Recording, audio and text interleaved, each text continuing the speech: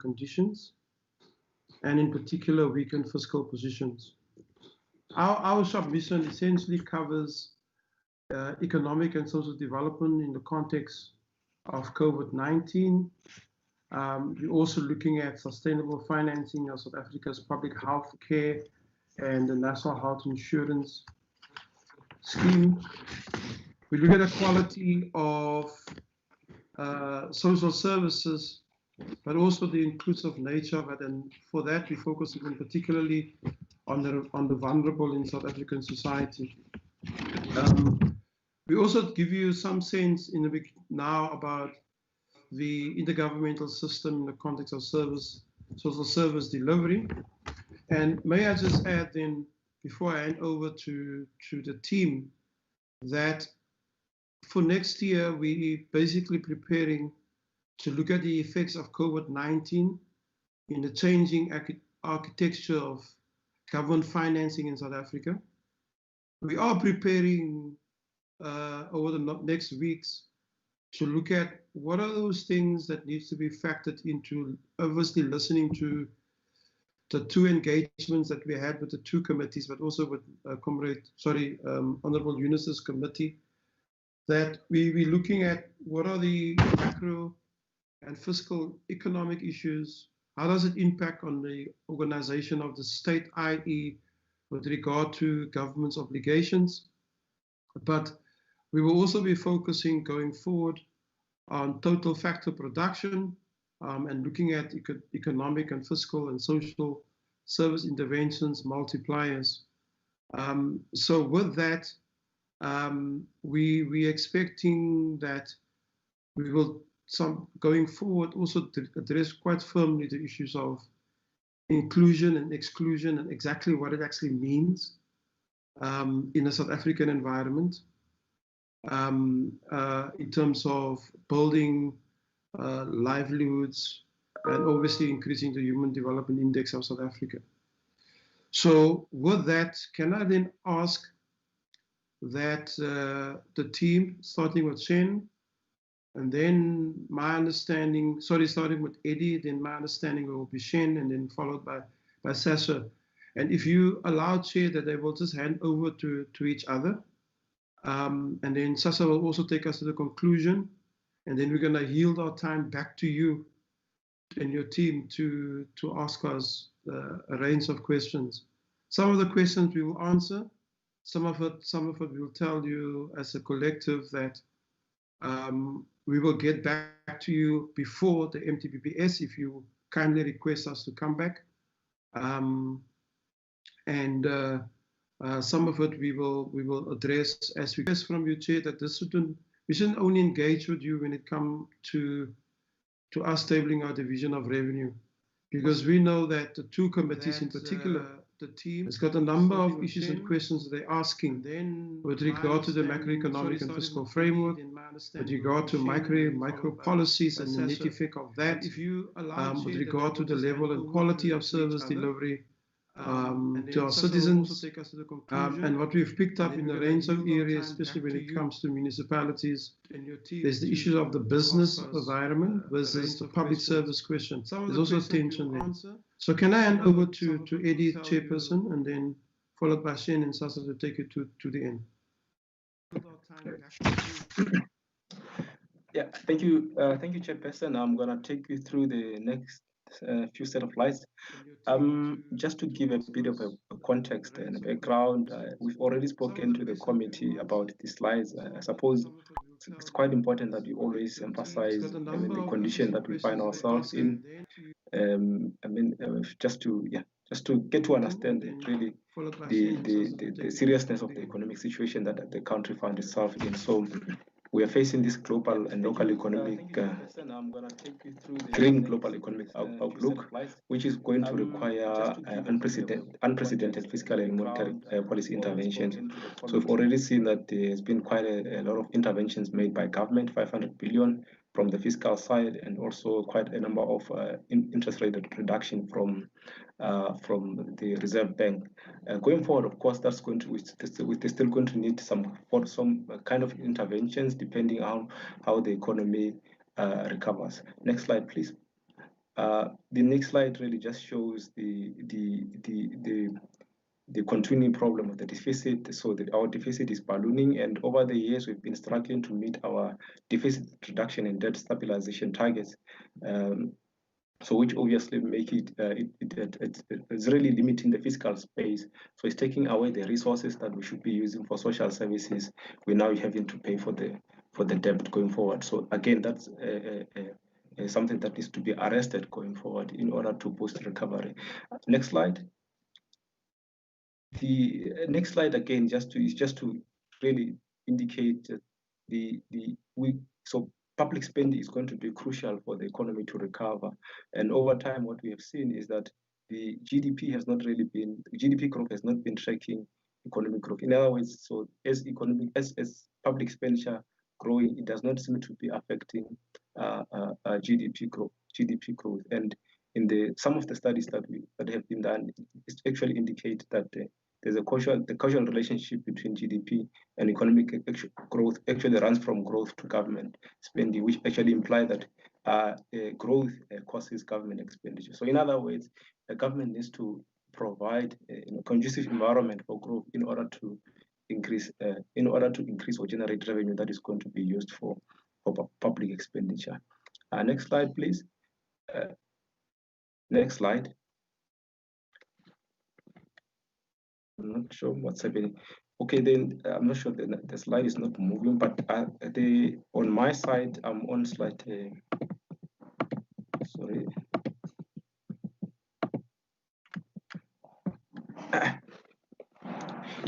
The next slide just shows the socio-economic dynamics that are currently obtaining in the country. Poverty levels are still seriously very high. So I think that's a condition that we're well aware of. I'm not going to spend much time on it. Next slide, please.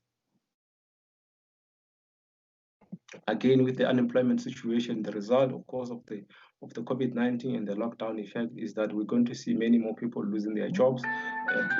We're going to see many more people losing their jobs, and government would have to come in, obviously, to provide again conducive environment for the private sector to grow so that people can be employed, but also come with social interventions to ensure that those people who might have lost their jobs at least receive some sort of social protection. And as we have seen already the UIF coming on board, but again, it does appear that has not been enough. So we're going to need some more interventions to deal with this problem of unemployment going forward. Next slide. The next slide, just so on the access to service, basic services side on healthcare, I think what you're seeing is that there seems to be some kind of a leveling off in terms of maternal mortality. When you look at all the comparison across all the provinces, the national average is around 119 deaths per 100,000 births. But you see that certain provinces, such as your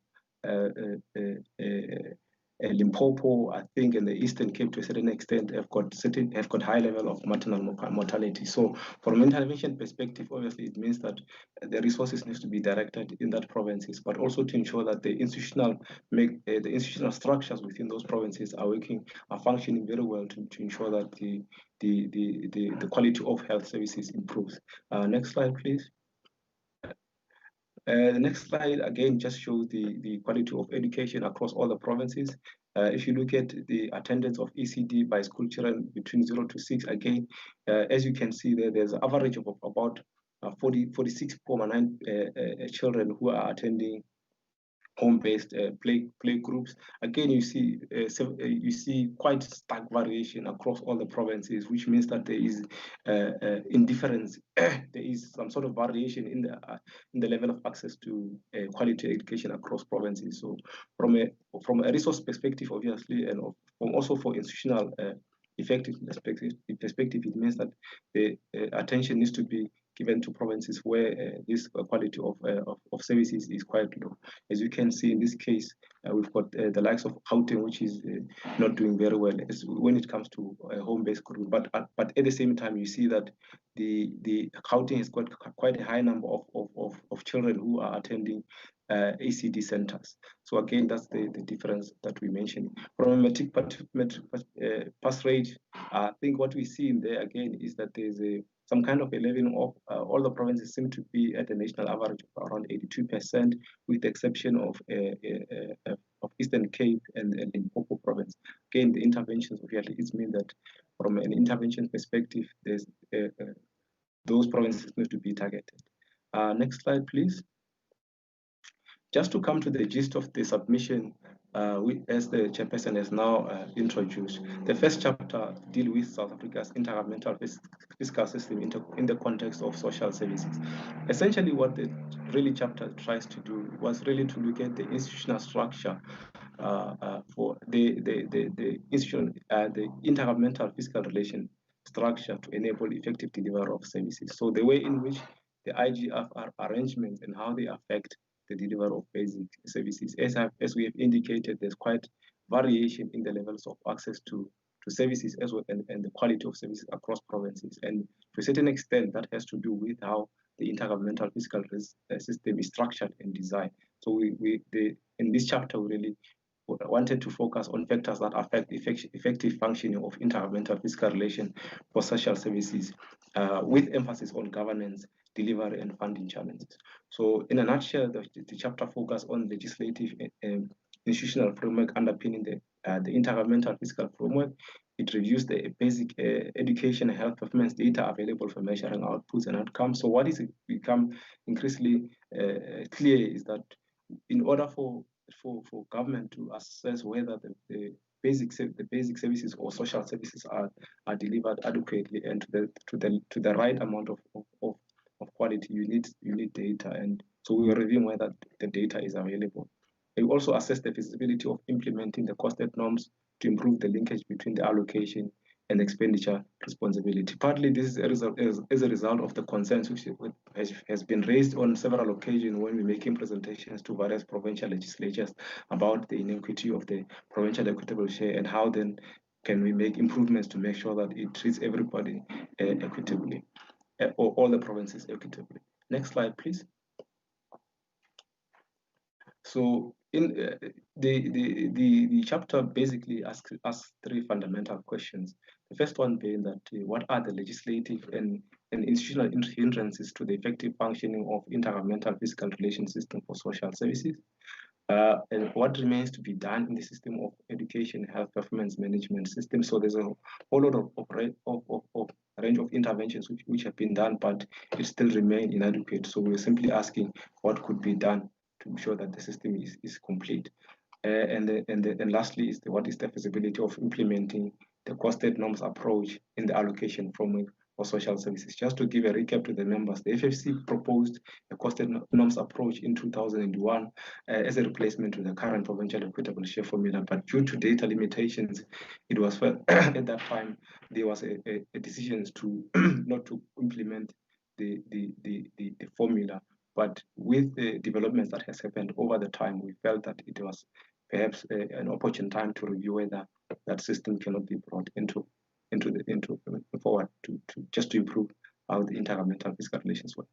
Now, to go into the findings quickly, is just the first finding is that there is a lack of clarity in the division of responsibility for concurrent function, which tends to create tension between national government and provinces in the process of delivering social services. Secondly, is that intergovernmental relation structures to foster coordination, good governance, and improve delivery are ineffective. So we've got a whole range of legislation which creates intergovernmental forums, but in our assessment, we find that those forums are certainly lacking, especially in respect of reaching consensus between national government and provinces. There's also another finding that the absence of standard methodology to estimate provincial expenditure needs exacerbate perceptions of fiscal imbalance and also budget. So in other words, because we don't really know what is the cost of providing education at the provincial level or the cost of providing education at the national level. The police So one that you're only supposed to take. Sometimes it's subject to a whole lot of contention as to whether it's adequate. Did you not take it? And as a result, you find that in other cases there are genuine imbalances, but in other cases and also event the case of budget gaming, because nobody really knows what the costs are, and as a result, I think we find that there's those tensions, but they also tend to affect how accountability work in the delivery process of those services. And the other finding is that there's a lack of norms and standards. Lack of norms and standards leads to variation in allocations and service quality across provinces, which also causes intergovernmental fiscal disputes. As we've indicated in the context, the contextual presentation, was that there's variation in the levels of services across all the provinces, and that is partly attributable to the lack of norms and standards, which make sure that there's a uniform delivery of services across all the provinces. So it makes it difficult sometimes when we have to, when the national ministers or even at the parliament level want to carry out effective oversight. And then on the data side is that we find that there's insufficient credible data available to enable systematic and holistic evaluation of social services. So in the assessment, we find that by international standards, South Africa has about 44% of the capacity required to measure educational performance holistically, and 32% of that needed to measure health performance holistically. So we don't really have very good handle of what is happening in the health sector because of data shortages. The last one is that the current provincial equitable share formula is relatively allocative, inefficient, but it could be improved by incorporating certain aspects of the costed norms. So in our analysis, we find that this data available to differentiate population by gender and poverty profile, which are mostly the factors that affect service demand and cost of providing services. The next slide, I will just speak to the few recommendations that we make. This table just shows you the extent of the data availability I've spoken to in respect to a health sector, but there's also the other table which shows these data shortages in the education sector. So it makes it very difficult for the system as a whole, for the government as a whole to assess the performance of the sector. The next slide on recommendations. The next slide on the recommendations, Chair and honorable members, I'll just speak to the two recommendations. I suppose the rest the members can always read through.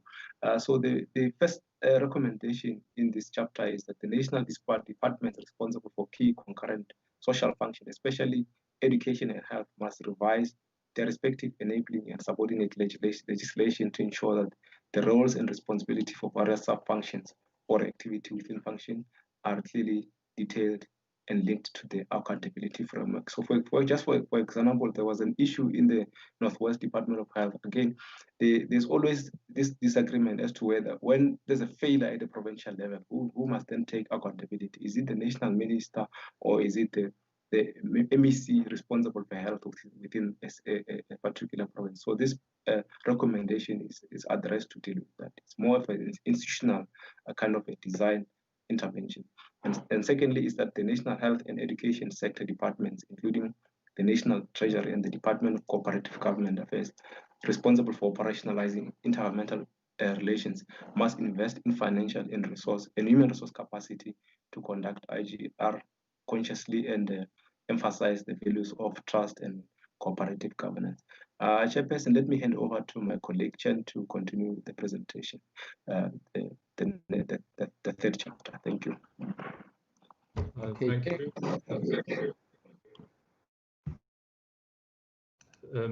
May I continue? Thank you, Honourable Chair members. So Chapter 3 of the annual submission is titled Economic and Social Development in the Context of COVID-19. The goal of this chapter is ultimately to stimulate a new discourse for a cogent recovery plan, to adapt to the crisis as we see it, to invigorate that development by way of understanding where we came from, what were our socio-economic and financial and fiscal standings as we are now facing So we examine the market context as a backdrop, and as well as for the financial and fiscal context, the chapter considered the fiscal implications to inform that reprioritization fiscal path that we are undertaking.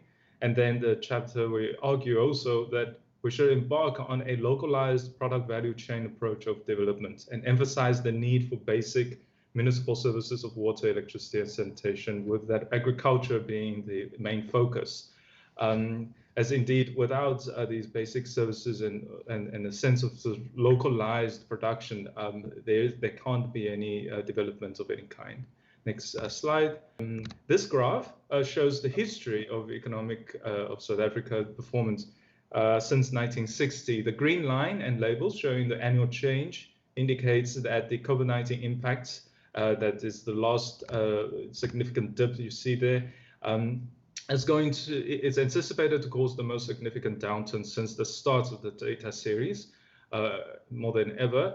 But more importantly is, if I may draw your attention to the red line, the long run GDP growth represented by the 10-year moving average.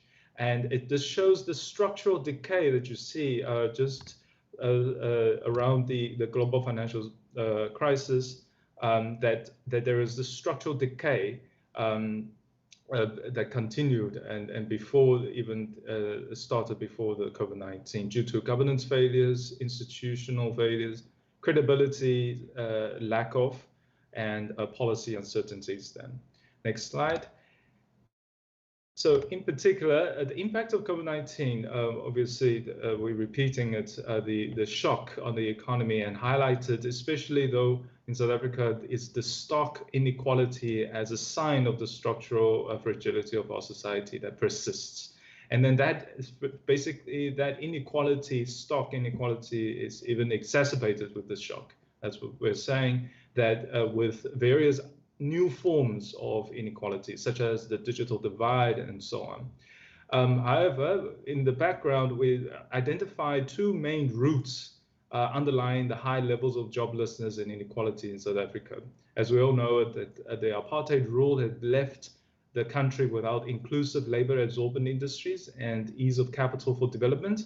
As the Commission, we recognize that unlike most other economies around the world, which progressed through the stages of inclusive industrial developments and involved most of its working age population across the skills spectrum.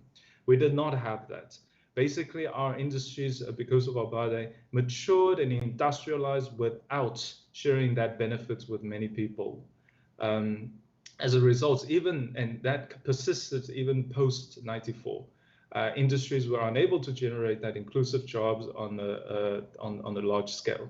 The second root cause, which is relating to the first, is the dependency. This dependency on commodity-based, concentrated industries in the late, for example, in the late 2010s, 2010.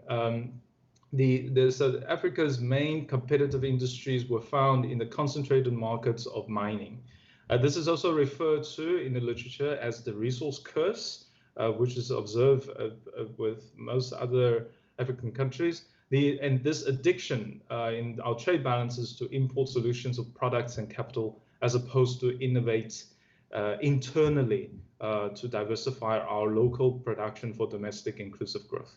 Hence, with COVID-19, South Africa's response to this pandemic can either to try and return to these business as usual modus operandi, which no longer exists or applies as we see, as we come to realize, or to grasp that reality and an opportunity of the crisis to leverage it and effect structural change in the economy through industrial diversification, localized product value chain approach.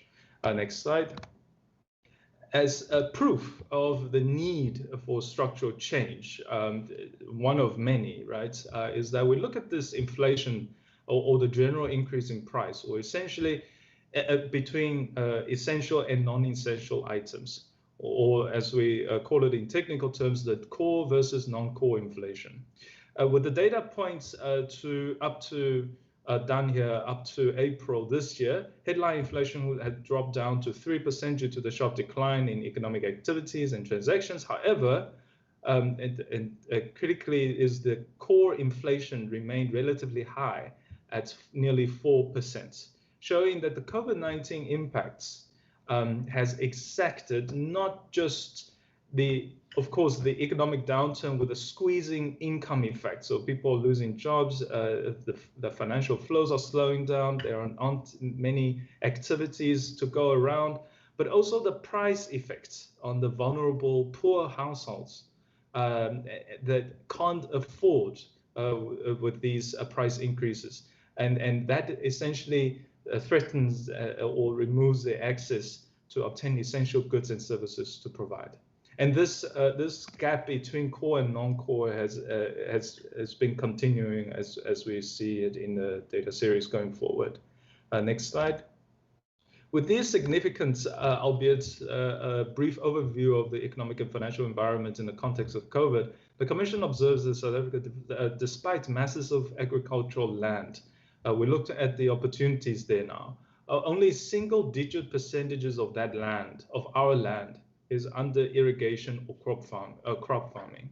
In the spirit of industrial diversification, we also note that the high levels of irradiation could offer an enormous opportunity for renewable energy, for industrial growth in the local rural areas, with the potential to be competitively advantageous internationally. In sum, agriculture, as a Commission is positioning it, is the key to domestic food security, but not only that, but also holds great potential for local economic development and industrial diversification. So with that, I move to recommendations. Next slide, please. So first recommendation is that we advise the Minister of Finance should develop and exact a clear, coherent, comprehensive macroeconomic framework that is in line with the President's economic and social support response package to COVID-19.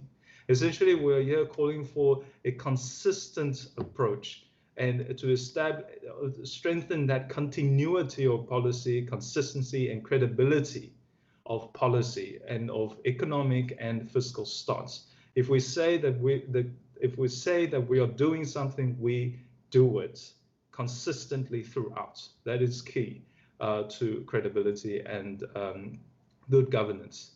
Second, after reviewing the economic situation leading up to the COVID-19 crisis, the Commission is convinced that a fundamental structural transformation of the economy is inevitable. Therefore, the Ministers of Finance, of Economic Development, and Trade and Industry and Labour should jointly address the economic barriers, social inequalities, and societal polarization by adopting this localized product value chain approach. Start from the people and start from the ground and build up from there. Next slide. The Commission argues that with the right infrastructural and financial support from the states, emerging farmers can be catalysts for local economic development and growth with the added benefits of food security. This is that last point with regards to this localized product value chain approach of development. And this would require ministers of finance and minister of corporate governance in charge of local governments to initiate that local-based economic growth. Next slide. I move now to Chapter 4, which is focusing on the public health sector in terms of sustainable financing and the implementation of NHI. Next slide. The implementation the impact of COVID-19 pandemic is unbiased. As it stunned, we observed throughout the world, stunned the healthcare systems across the globe, irrespective of income, wealth, social economic status, and even financing structures in certain ways. However, with that said, South Africa's health system is arguably amongst the most vulnerable, given the extreme socio-economic inequalities and the two-tier system, healthcare system, the private and the public, that is polarizing in a sense. And I just want to note here that the private, according to the Competition Commission, and quotes, private healthcare in South Africa is characterized by high costs due to misalignment of pricing and coverage relative to demand, resulting in barriers to access. So this is key to understanding despite the unprecedented challenge posed by the pandemic, there are structural weaknesses within our healthcare system, backed by also the social economic polarization that is really posing a significant challenge to universal healthcare access. So next slide. So the chapter is comprised of two parts. One of technical and the other one of more of a legalistic analysis. The first part, the technical, the empirical pricing and costing analysis to analyze the pricing of three major healthcare packages: the primary healthcare package, prescribed minimum benefit as per the Medical Aid Scheme, Medical Aid Scheme Act for the private sector, and the third one, the proposed demand-based, is our proposed demand-based package, if you like, using this pricing and costing methodology to derive the optimal healthcare package, which I'll go into the details. The second part is this, examining the NHI reform in the context of the legislative and intergovernmental fiscal requirements. Basically, is looking at that 2019 NHI bill. Next slide. The table summarizes this, the first part, the technical costing and pricing results of the healthcare packages. The result is significant, as according to the healthcare output cost mapping, the primary healthcare package, the first one, the PHC, is estimated to cost the ads about 2,198 rand, covering only, however, 27.3 of the healthcare service exposure. The prescribed minimum benefits, the one for private sector, if you one can think about it, is that it's nearly 10 times that. It costs 10 times that. However, with that money or resource, one can think of it that it's basically you pay for more services. That it's covering about 80% of the health service exposure, according to the cost mapping. However, if one uses this, then the third one, the data per patients, per healthcare services, by sub-departments, you dig down to the output cost mapping and target those sub-departments with the most patients, but with the highest exposures, and sum up become cumulative distributions, it's some economists might say, is then that could cover up to 80%. Of course, we can shift that probability to cover more, but with that ranking and targeting of pricing and costing, and to finance those particular high demand services, we can come up to about 13,000 rand, essentially much less, cost much less than the private sector package, but covering almost as much in terms of the health service exposure. Next slide. Through this costing and pricing analysis, they found that the current, we also found that the current, there are certain structural issues within the primary healthcare package as the list of requirements, is that at first it covers relatively little, right? There's 27.3% of the service exposure. And also we noticed that it's in the package as published by the Department of Health. It focuses a lot of its resources and attention on non-care services such as information, promotion, screenings, facilitation, and education purposes, and managed mostly minor ailments. Most cases that require more sophisticated laboratory testing and or medical treatments need to be conducted at hospitals through the referral system. So this issue is particularly pertinent in the context of now the pandemic, as many of these small-scale clinics, they're not equipped or even capacitated enough, and or even as per the PHC package of primary healthcare, to deal with such a thing as COVID. And this potentially become points of contagion to increase the spread of the disease. So ultimately, this costing and pricing exercise not only demonstrates certain that through pricing and costing we can identify where we should actually focus our resources, but also change some of the structural internal details of those packages in order to derive more of an efficient package. And of course, with more data, more reliable data of this costing and output data, we able to derive even more efficient packages and with more accuracy or higher levels of accuracy. Next slide.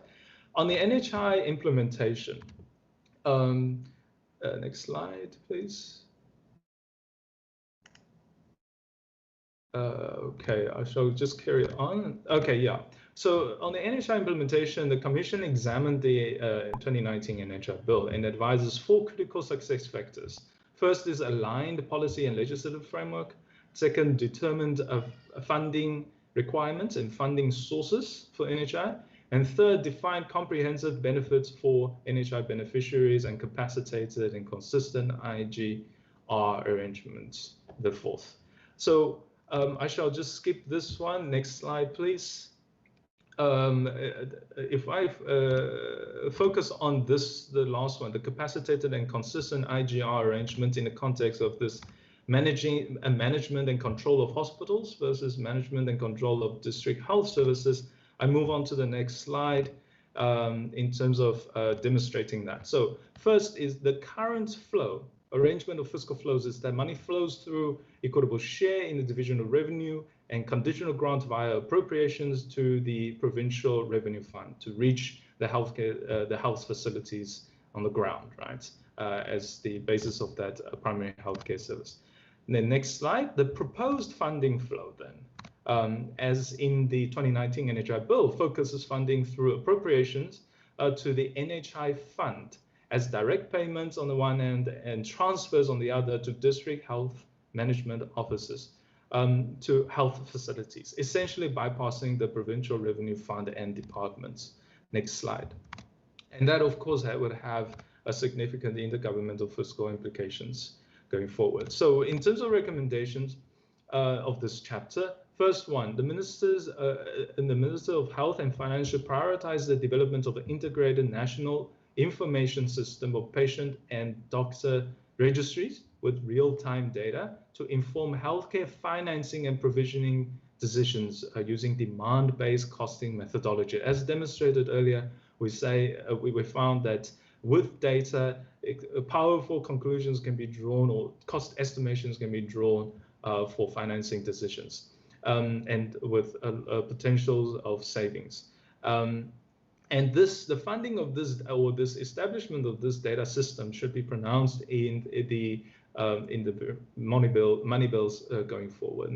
The next point is point number 2 is that the Minister of Health must re-examine this PHC package based on the need of the people, refocusing from informing, promoting, identifying, facilitating, basically referring, to actually providing more healthcare services. This is, again, it's about realigning the resources straight to the healthcare services. Next slide, and focusing the resources to healthcare services.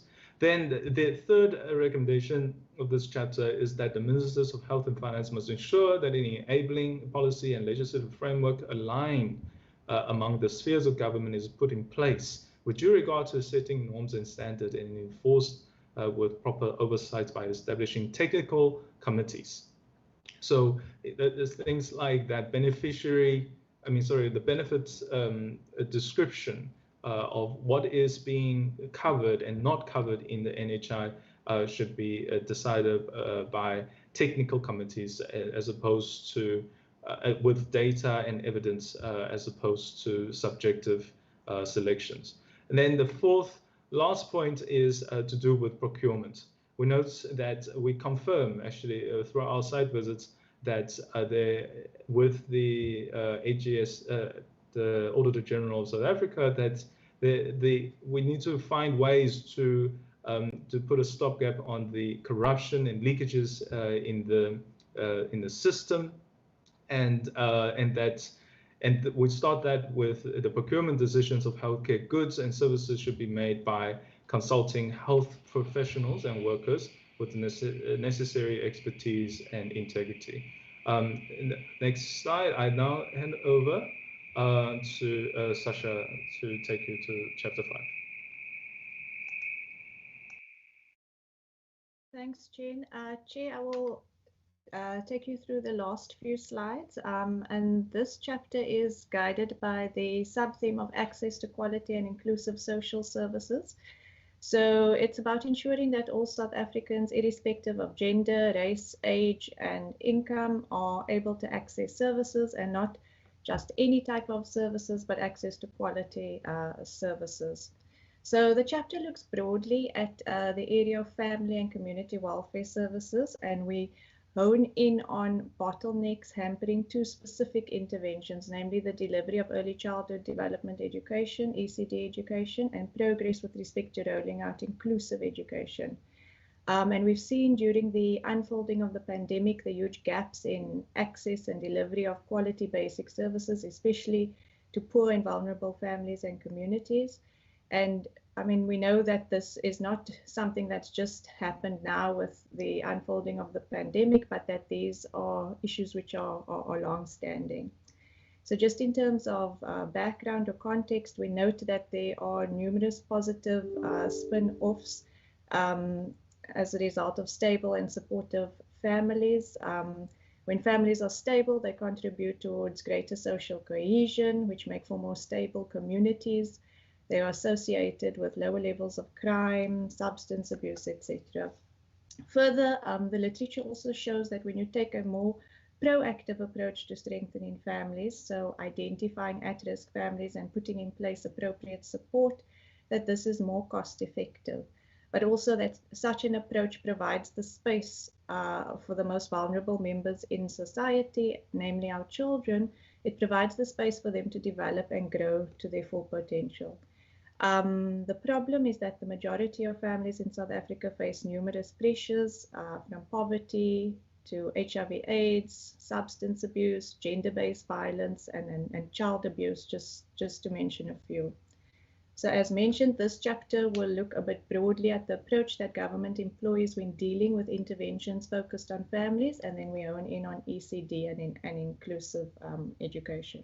If we move to the next slide.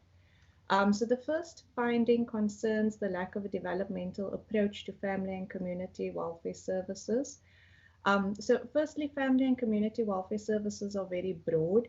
They range from the provision of free primary health care to pregnant women and children, the provision of water and sanitation, the provision of subsidized housing, ECD services, inclusive education, etc. But ultimately, the Department of Social Development is the custodian of government's policy and program of action around families. And what our analysis shows is that there's a disconnect between government policy and in terms of strengthening families relative to what happens in practice. So in terms of the policy, the concept of developmental social welfare was introduced with the white paper for social welfare, and that really outlined that government intended to take a more proactive approach to identifying children, families, and communities at risk. And the rationale is to move away from intervening after a need arises. So towards moving proactive approach in terms of intervening before abuse, neglect, or exploitation of women, children, or the elderly happens. So this is opposed to getting involved when more expensive statutory interventions like alternative state care or protective services are required. The problem is that this transformation and shift towards a more developmental or proactive approach has been slow, and it's been slow for a number of reasons, including lack of funding. We know that departments of social development are woefully underfunded, as well as lack of overall transformation in the sector. And the result is that our most poor and at-risk families and communities are not getting the support they need that can assist them in breaking out of the cycle of violence, substance abuse, and other social pathologies that characterize those communities. If we move to the next slide, please. So this slide just highlights our key findings on our analysis on ECD, and we'd just like to highlight four key issues there. And the first is that ECD education requires stronger prioritization. So whilst we had the National Integrated ECD policy approved in 2015, and from our interactions with different stakeholders, this policy is considered a good and progressive policy. But in the years that have passed since then, the sector has struggled with implementation of the policy as well as funding. And the fact that the ECD policy has not been translated into legislation that outlines clear accountability further exacerbates the challenges faced in this sector. As we know, government departments operate according to legal mandates, so there is a need for legislation in this sector to be finalized. The second challenge that must be emphasized here is the need for more and better targeted funding. So whilst we've seen improvements in the level of funding that ECD is allocated relative to other forms of education, ECD receives quite a small portion of it at 1.6% of total education spending.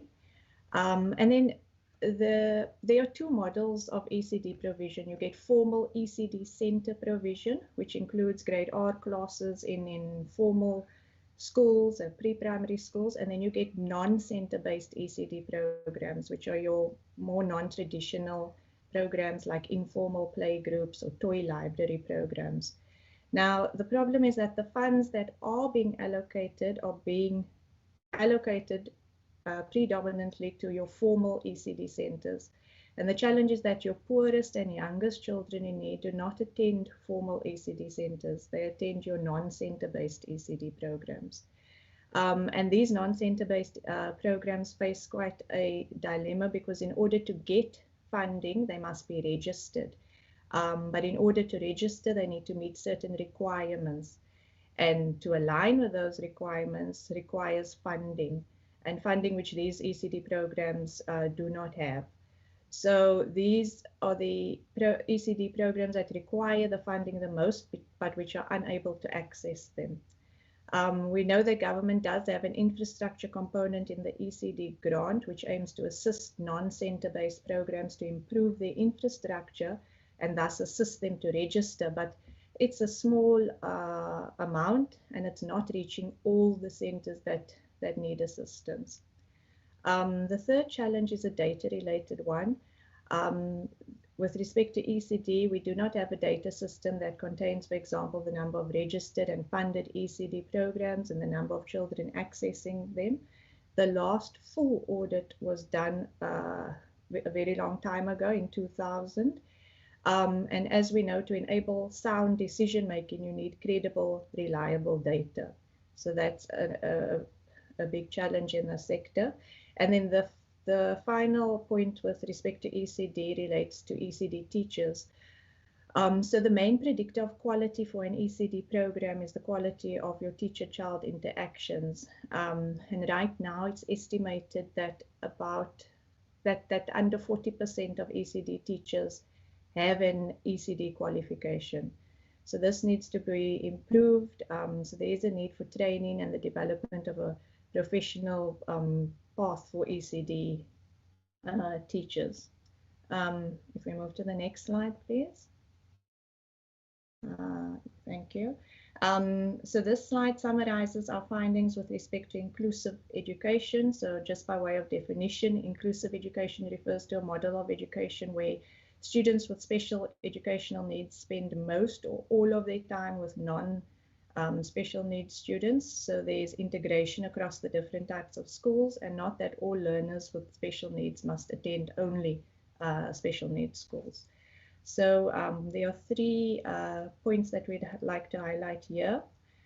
So as with ECD, inclusive education is also characterized by a lack of accurate and up-to-date data on the number of learners with special educational needs and exactly what those needs are. So there are estimates that there are just under 600,000 children with disabilities that are not within the school system. This compared to about 121,000 learners that are in the schooling system. So there's a big gap in terms of learners that are not able to access education services. So we need up-to-date and reliable data. Again, without such data, it's unclear on what basis national and provincial education departments are basing their decisions on in terms of resource allocation. Then the second challenge relates, as again with ECD, in inclusive education, we also have an incomplete policy process. So we had the education white paper, which sets out government's aspirations with respect to inclusive education. It was published in 2001, and 19 years later, there's still no legislation to give effect to the policy aspirations contained in that white paper. As mentioned before, legislation allocates a legal mandate. That's how government works, so we need the policy process to be concluded in this sector. And the problem is also that the lack of legislation affects the development of an appropriate funding framework as well. So for example, your learners with special educational needs that are based in public ordinary schools are funded in line with the school funding norms and standards. Yet there are no equivalent norms and standards for learners with special educational needs that are based in special needs schools. Sorry, ma'am. Prof and your team, you are very much on overtime. We're already going to 5 past 10. So how much more time do you need? Because I would like the other members to engage with their presentation so that you are able to give. So how much more time do you need? So can you complete in the next 5 minutes? Yes, Chair, I'll move straight to the recommendations. Yeah, let's try and do that. Thank you. Thank you, Chair. So just to pick on a few, there are various recommendations coming out of this chapter. So to strengthen families, we recommend the development of a 3-year plan that identifies at-risk families and communities and rolls out interventions that take a proactive and developmental approach to strengthen and stabilize families. With respect to ECD, we recommend a nationwide audit of ECD services so that we understand how many learning programs we're dealing with and how many children attend these programs. Also, your ECD legislation, it must be finalized with urgency, and this must be accompanied by a time-bound and costed implementation plan. And then with respect to funding for ECD, it needs to be not only strengthened, but also it needs to be better targeted, such that non-center-based programs where the majority of the poor and vulnerable learners are based are able to access those subsidies. And also that the restrictive registration be looked at. Moving to the next slide.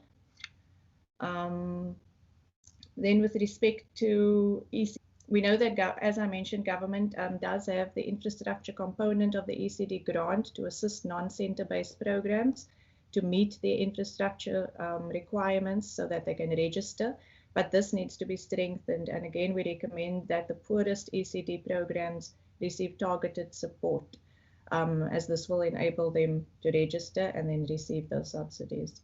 The last few recommendations are on the next slide. And so with respect to inclusive education, similarly to ECD, we recommend that the legislation be finalized and that finalization of that legislation again be accompanied by a time-bound and costed implementation plan. Then as a matter of urgency and to better understand the extent of the need in the sector, the Department of Basic Education, together with relevant stakeholders, need to conduct an assessment of need. Then to guide implementation of inclusive education, the Department of Basic Education must develop a funding framework to ensure a uniform approach to funding learners with special educational needs, irrespective of the type of school they attend.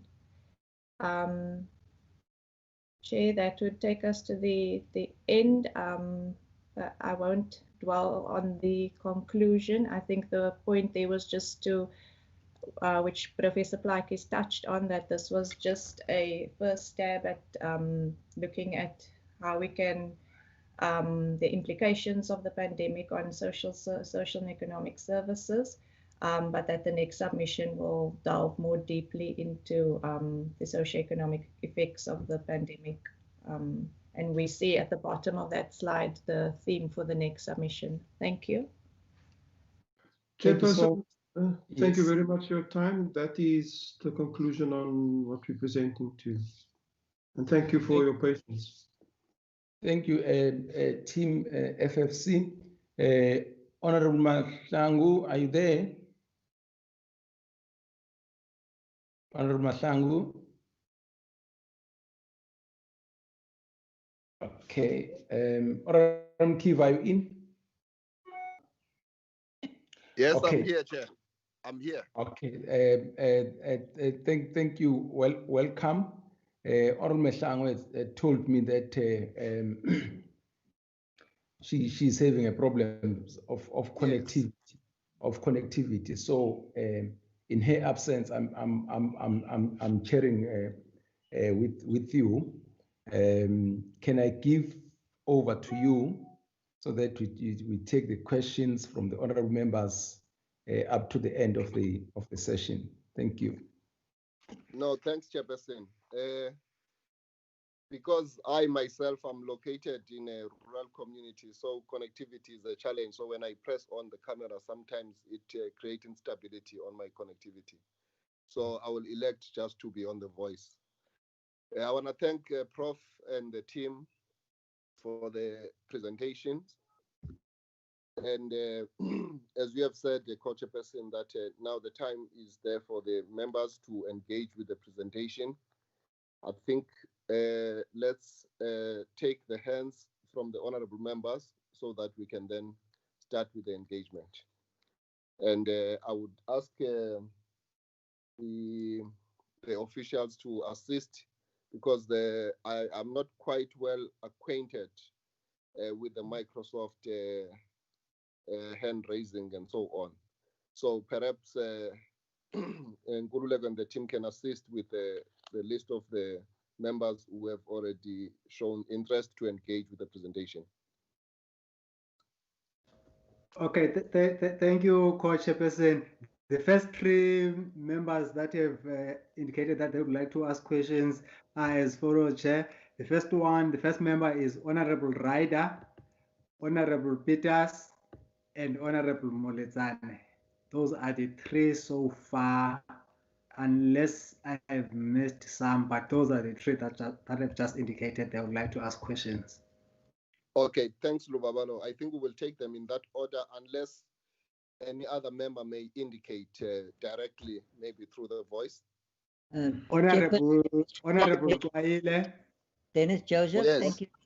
Honorable Oscar Matafa.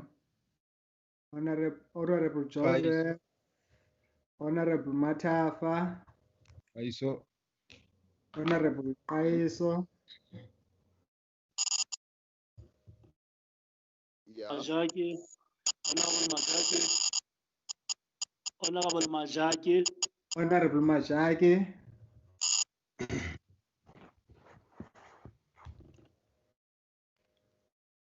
So in my list, I've got a list of 7 honorable members who want to engage. In fact, it's 8, Honorable Mkeva. Okay, But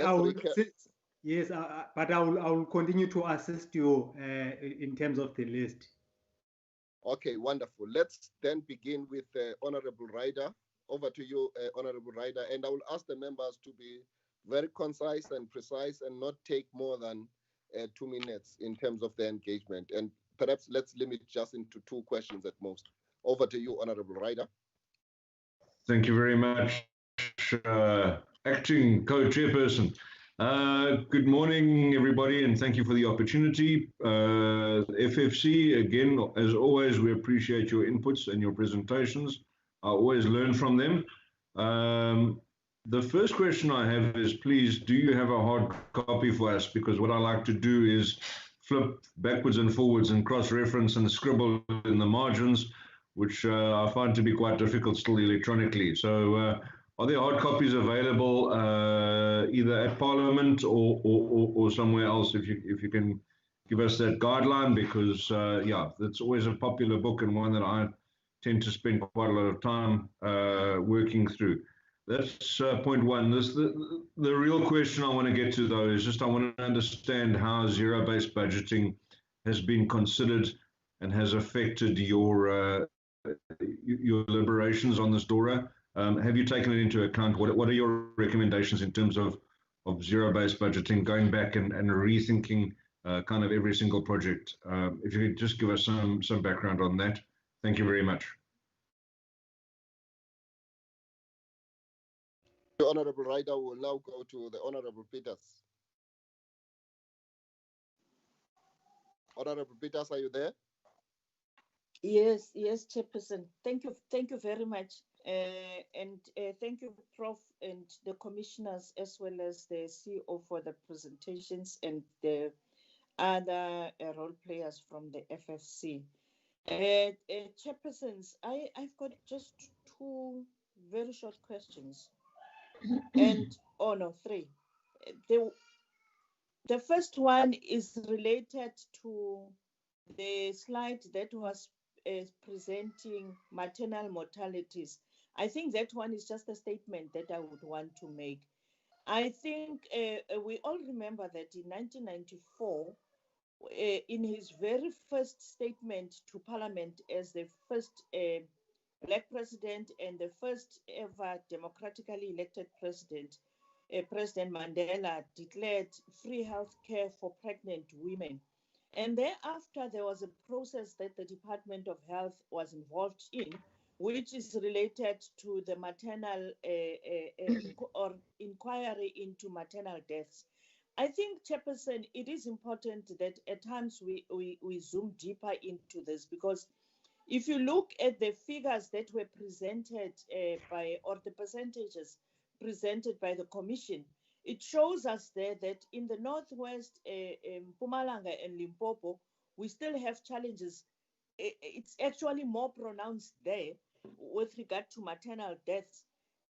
It's more pronounced there, but it's a national problem. And I think it is important that we look at how we can better resource the areas that are focusing on this important area, because it is an indictment on us to see women dying in the process of giving birth, and looking at areas of infant mortality, because a country like South Africa, we cannot still have situations where babies and mothers are dying. We need to be able to make sure that we create an environment where people can enjoy their pregnancy, but also that we can have live babies from pregnancies. And also the education of our mothers, in particular in the rural as well as the informal settlements, about issues of pregnancy. It has been a long time that I last saw the Department of Health involved in pregnancy weeks and health promotion related to pregnancy. I'm raising this because we have a serious challenge in the Northern Cape called fetal alcohol syndrome, and which is also related to how women use alcohol during the time that they are pregnant. So I needed to raise that as a statement. But on slide 15, Chairperson, I just wanted to find out from the Commission, 26 years into our democracy, you still say that there is lack of clarity on the division of responsibility for concurrent functions. What do you think should be done if we still have those particular challenges? Also, with regard to the slide that you speak to health data shortages, I think that the Department of Health and Stats SA should be able to really answer for this, because by now we should be having systems in place. I remember many years ago, around 2003, there were processes on patient registers, which we were told will actually enhance the data collection. There was also a NGO called Health Systems Trust. They could also be a source of this particular information. But I know that the data is probably a problem because of lack of collection of the information at source. Then the other one, Chairperson, is the FFC of the view that the National Health Insurance implementation is possible and still on track? And also there's been much talk about and calls for the BIG. Is the FFC saying this is doable? And then on slide 44, you speak at length, and I'm happy for that particular input with regard to early childhood development. We really need to focus more on this particular aspect, and especially if you say that more than about less than 40% of the ECD practitioners are trained for the responsibility that they carry. They are dealing with children at a very elementary stages, in their formative stages below age 6, and it is children that absorb everything that they need to be absorbing. So investment in this area, Chairpersons, is very important, because if we want to minimize the challenges that we have with regard to learners who enter basic education but don't get through to the end in terms of matric, but also those who end up dropping out, become a problem for society, and sometimes there are other serious problems that maybe are health related, could have been picked up at the ECD environment. So it is important that the Department of Health and Department of Basic Education and Social Development, as a social cluster key departments, should really work together to make sure that we look at the interest and the issues related to the rights of children at this particular stage.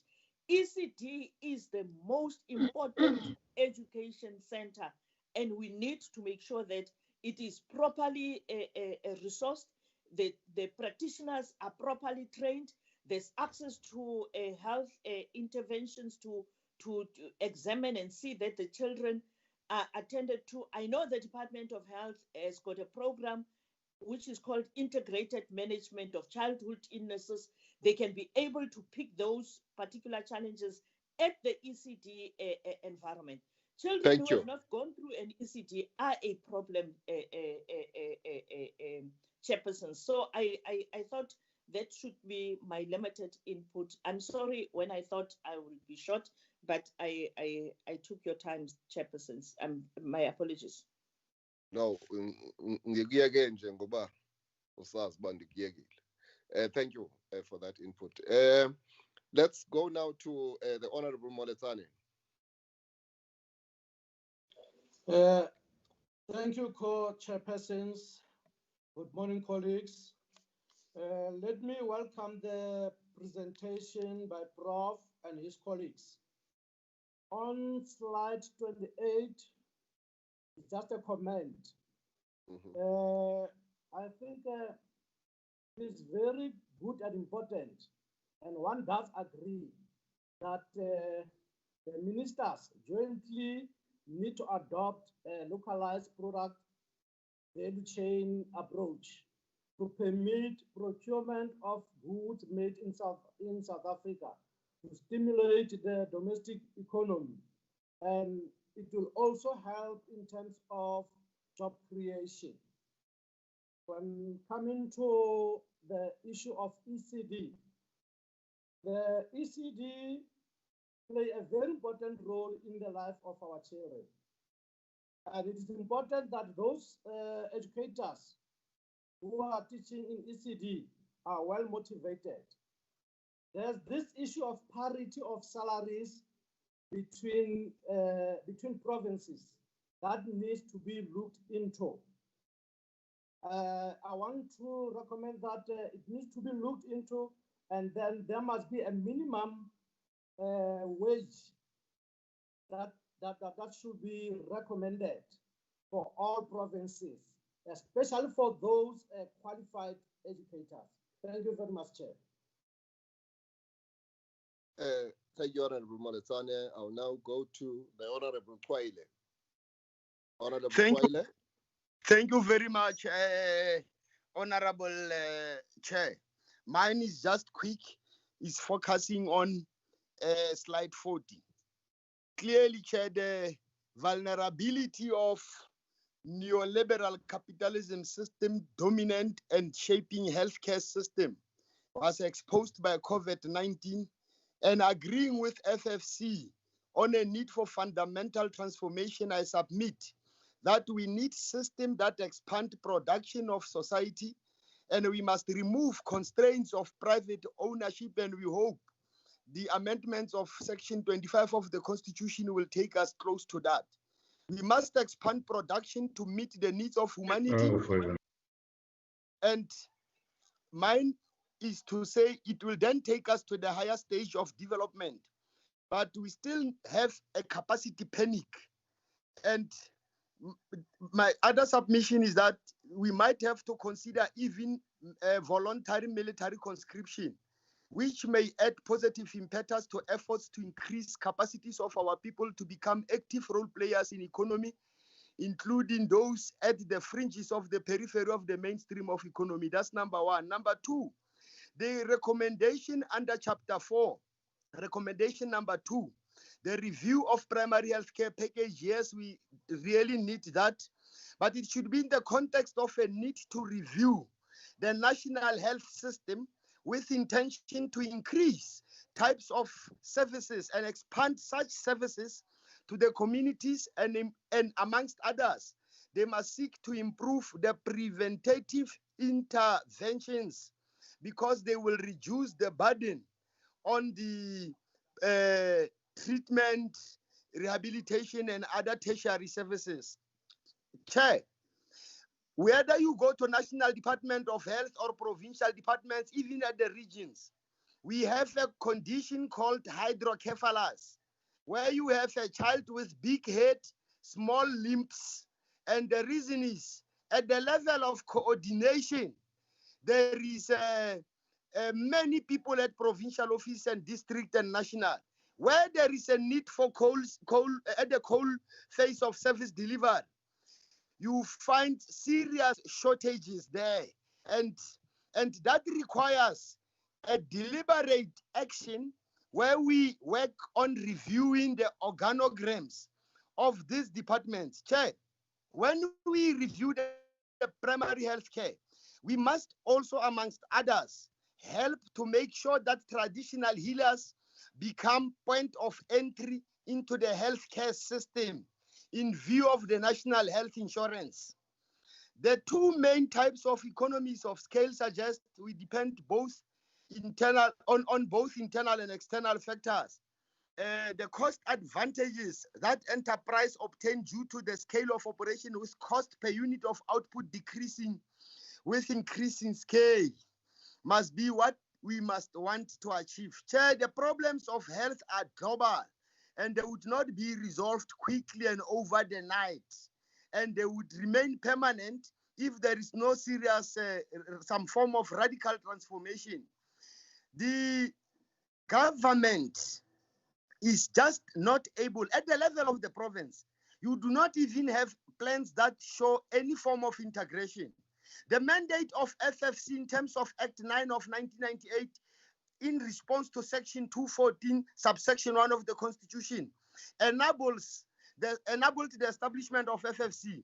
And its vision, amongst others, or its vision that is clear, is that they must provide influential advice for equitable, efficient, and sustainable IGFR, intergovernmental fiscal relations. But at the level of the province, we do not even have integrated plan, not even at the level of the municipalities. They call it integrated developmental plan, but it is not true that it is IDP. We have studied it. It is the municipal developmental plan because it is not even including other role players in the form of the departments. That is why the president have made efforts to come close to the intent of the IGFR by launching the district model. What does it mean? Where the hospital must be built, municipality can assist with its capacities and resources to bring about bulk services. But the departments are incurring cost because there is no one integrating their efforts. It is not done. And it is the mandate of the FFC. It is just my submission, Chair. That should not be wasting your time. And we have on the 5th of September 2019, at the Northwest Provincial Legislature, we interacted with the FFC and raised many other issues that would bring about real transformation, not the reforms that help sustain systems that would not assist the department. If the mandate of the FFC is just to make sure there is a shared cost amongst all those who must deliver services, their recommendations are still far from that.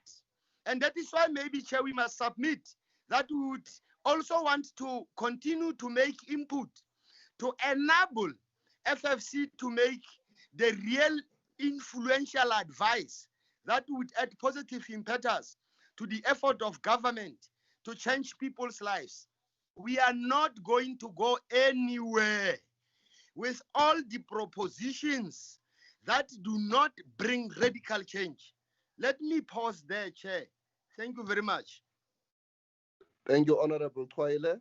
We will now go to the Honorable Matafa. Honorable Joseph, first Chair. Okay, Honorable Joseph, then you have to come first. Thank you, Chair. I'm concerned how you manage the time in terms of the rules that you set yourself. Leave that out to me, my Honorable one. But I hope you are fair to me as well when I speak. Natural time. Please take the podium and raise your issues. Yeah, thank you, Chair. Thank you to the FFC, and I appreciate the introduction of the sustainable financing and the growth of the economic situation in the weakened fiscal position that we are facing, and all the topics that the FFC is addressing now, and also the future topics. I would like to ask Eddie Rakabe, FFC Commissioner, if he made reference to the policy by governments. I would like to know if the FFC is following the 500 billion stimulus package, and also the banks, the role of the bank as the private sector supporting the government's view on the intervention that we need to support given the COVID-19 crisis, if they are scrutinizing and following, monitoring as well what the 500 billion package is bringing out to the people. On slide 10, I support Member P on that healthcare, quality healthcare in Limpopo, Eastern Cape. It was mentioned the mortality rate is bad, but my question is, what type of resources and needs are you referring to? Because you said they need more resources. I would like to know that. And then, of course, the ECD comment I would like to make. Some is outside of schools and some inside of schools. You would note that some people got paid during COVID-19, the ECDs within government, but up till today, the ECDs outside of government that is not registered and is not in government space of education did not earn a cent. Those who didn't open and can't afford to open. So there's a discrepancy there that is not fair towards early childhood development. Mr. Sen, I would like to, chapter 3, slide 23, I think you raised the point about the recovery plan, to examine the market, to localize the production, food security, all those things is important. And my question to you, is there task teams in government that would deal with this, or is it just up to every department? My worry is that every department will just go back to business as usual, and that within this crisis, we need to lift ourselves above and government or task teams in government need to monitor that we do concentrate, as you referred to, on the recovery plan. Shesha, I would like chapter 5, just continuing on ECD, the substance abuse. Judge Cameron said the other day, substance abuse, particularly youngsters in school, should not go to jail. 75% of the people in jail are there because of substance abuse. And we need to look at, is it really the right system that we have to put people in jail because of substance abuse? Or we can spend it on the social areas where the needs are and the problems are playing itself out into our society and communities. So my question here is, the ECD at the moment, in terms of the funding that you've said, what are you proposing, what government should do to get the foundation right for the future of this country, which is ECD is part of? Because 8 billion was thrown into higher education, which was fine in terms of the principle thereof. But if you don't have the entry level and the foundation right, then all the levels up to higher education, we will not succeed 100% on that. But I thank you for the presentations, Chair. Thank you. Thank you, Honorable Joseph. And now we will go to the Honorable Matafa. Thank you very much, Chairperson. Greetings to both chairpersons, all members, and the FFC. Let me also join the honorable members who are welcoming the presentation. Like Honorable Ryder is saying, after the FFC takes the podium, one leaves the gathering very much empowered. Chair, given that some of the questions that I had have been posed by members, I will only limit myself to 2 questions. The first one emanating from slide number 5, where the FFC is recommending or arguing for unprecedented fiscal and monetary policy interventions. Now, we would have noticed that there was intervention from the likes of the Reserve Bank and also from the National Treasury. My question to the FFC would be that does the FFC think that there is still enough scope for unprecedented policy interventions? And if yes, how would this intervention look like? Do we envisage them having maybe some quantitative easing? That would be the first question. And the second one, Chair, is on slide 25. There have been numerous calls for economic reforms, structural changes, so to speak. The FFC joins the chorus in calling for such structural adjustments in the economy. Now, the question would be that what specifics would the FFC recommend for this particular structural changes? How should they look like and where can they be effected? Maybe the last one is just on the issue of the national health insurance. Other members have touched on it, but my interest is to know that given the impact that COVID-19 had on the health resources, does the FFC think that the NHI is still possible? Is it still affordable, given the new approach that is recommended of zero-based budgeting? Is it possible that we can still be able to implement that as a country? Thank you very much, co-chairpersons, for the opportunity. I will pause here. Kamago and Mataf. We will now invite the Honorable Kaiso. Honorable Kaiso, the floor is yours. Yes, thank you very much, Honorable Chair. Let me outrightly indicate for purpose of record that I've been trying to locate my 2 members. I've now received a message that Honorable Dikhali has joined the Intelligence Portfolio Committee meeting, and Honorable Zola Mlanzana is not feeling well, has gone to the doctor. Thank you very much, Chair. But let me outrightly proceed to welcome the presentation, and my colleagues have made input on very relevant issues in the report presentation. But I want to come to this one. I've heard in the presentation you making reference to acknowledgement of the fact that the issue of unemployment is going to become a nightmare in future. I'm even afraid to say post-COVID because I don't even know when is that COVID going to end. But it's obvious it's going to have long-term effects. But then when making reference to job losses, what I want to know from FFC, do you have any measure or long-term measure that you think should be applied in advance of this predicted job losses as FFC that would recommend in the meantime? Yes, the government is talking about this, but do you have anything specific that you want to perhaps suggest in counteracting the effects of job losses as FFC moving forward?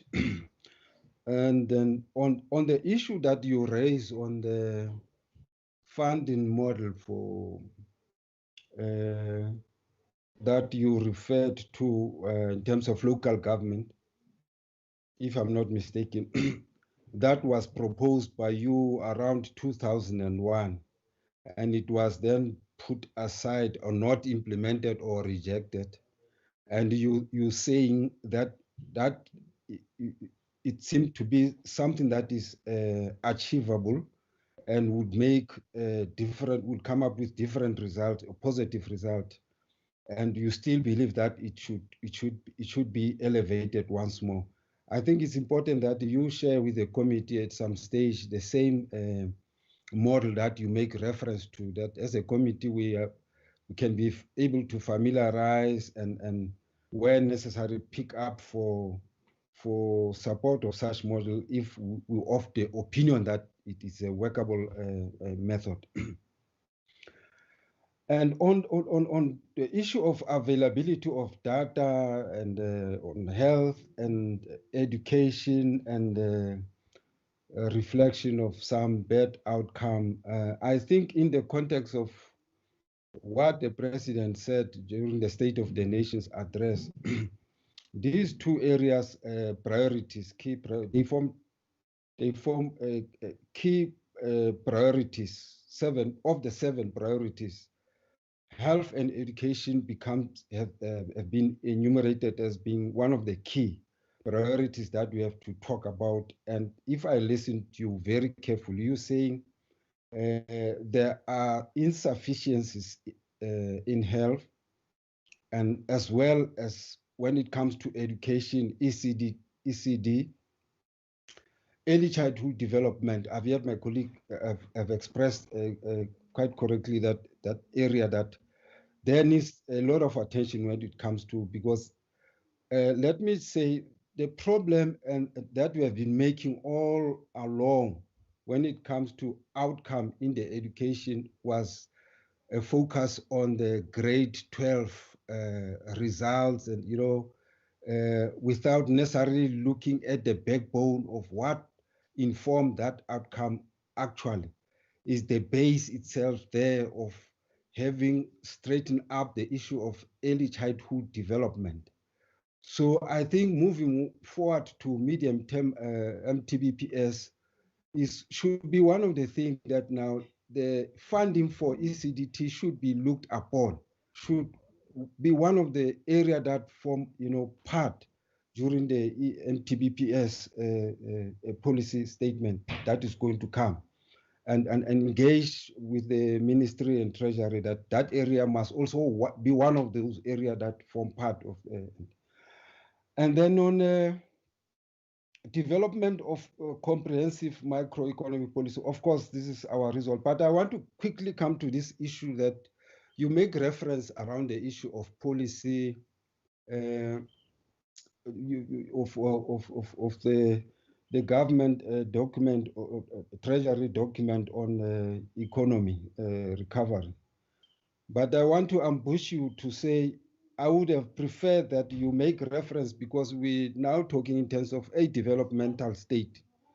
I want to know why wouldn't you making reference to economic reconstruction, growth and transformation document?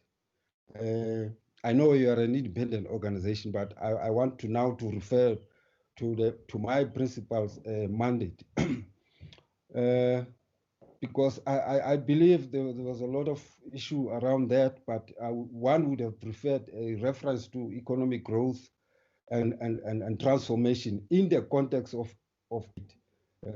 Otherwise, on recommendation, chapters 3, 4, and some in 6, really they make a lot of sense that they have to be considered. We think that as a committee, we need to consider those recommendations, especially around the issue of policy on translated needed into legislation by the education. So I want to further suggest that maybe we need to have some engagement with the portfolio committee of both education and health in a way. I don't know how, but we need to take all these recommendations and share or engage with those committees in one way or another. I don't know how, because it will be a rally sort of a meeting, but we must find a way to engage those committees as to how, because they cut across at least all those 3 committees, portfolio committees. Thank you very much, Chair. Thank you, Honorable Kaiso. We will now move to Honorable Majake. Honorable Majake. Thank you. Thank you very much. Thank you very much, co-chairs, and good morning to honorable members and colleagues. Chair, I want to move from a premise that my assumption is that this process will also come to provinces. FFC will come and canvass its views and its recommendations to provinces. And they will remember that as provinces we normally chair, as I welcome the presentation, we normally become critical in terms of is this process is just for compliance and trying to turn us to conveyor belts and all of that, which are not my issue for now. I assume that they will come to provinces and villages. Honorable Chairperson, on the point of exigency. Chairperson, on the point of exigency, can I address you, Chair? Yes, Chairperson. Yes, some of your members are not on mute, so it's very hard to hear the honourable members speaking. Please, Chair, if you can ask all of them to be on mute while they're not speaking. Okay. Thank you. All right. Thank you very much once more, Chair. Like I was saying, because I want Prof to hear that. I move from a premise that the FFC will canvass its views and recommendations to provinces. Honorable Majage, yes. Majage, can you just hold on a little bit? We are getting a very bad feedback, and I understand that some of the honorable members have not muted their microphones. I would like to appeal to all those that are connected to please mute your mics. We are unable to hear the Honorable Majage here. It's really giving us a very, very bad feedback. Honorable Co-Chair, it's Lubabalo here, Chair. Yes, Lubabalo. Yeah, I would like to suggest that Honorable Majage must follow your approach if it's possible. If he can switch off his camera and see if his signal won't improve, and only speak on the phone, because all other members' microphones are on mute. No, we're still getting that feedback, even though he has switched off his camera. But let's give him another chance. Honorable Majaga, can you take the floor again? Thank you once more, Chair. I really appreciate the opportunity that you are giving me. I was saying for Prof to hear what I was saying earlier on. I'm saying I'm moving on a premise that I presuppose this process will come to the provinces. The FFC will come and canvass its views and its recommendations to provinces, as and when time and space allows. And on the basis of that, it is on that basis that we'll engage it at that level. But now that we are in a national space, I think one will confine himself with national issues.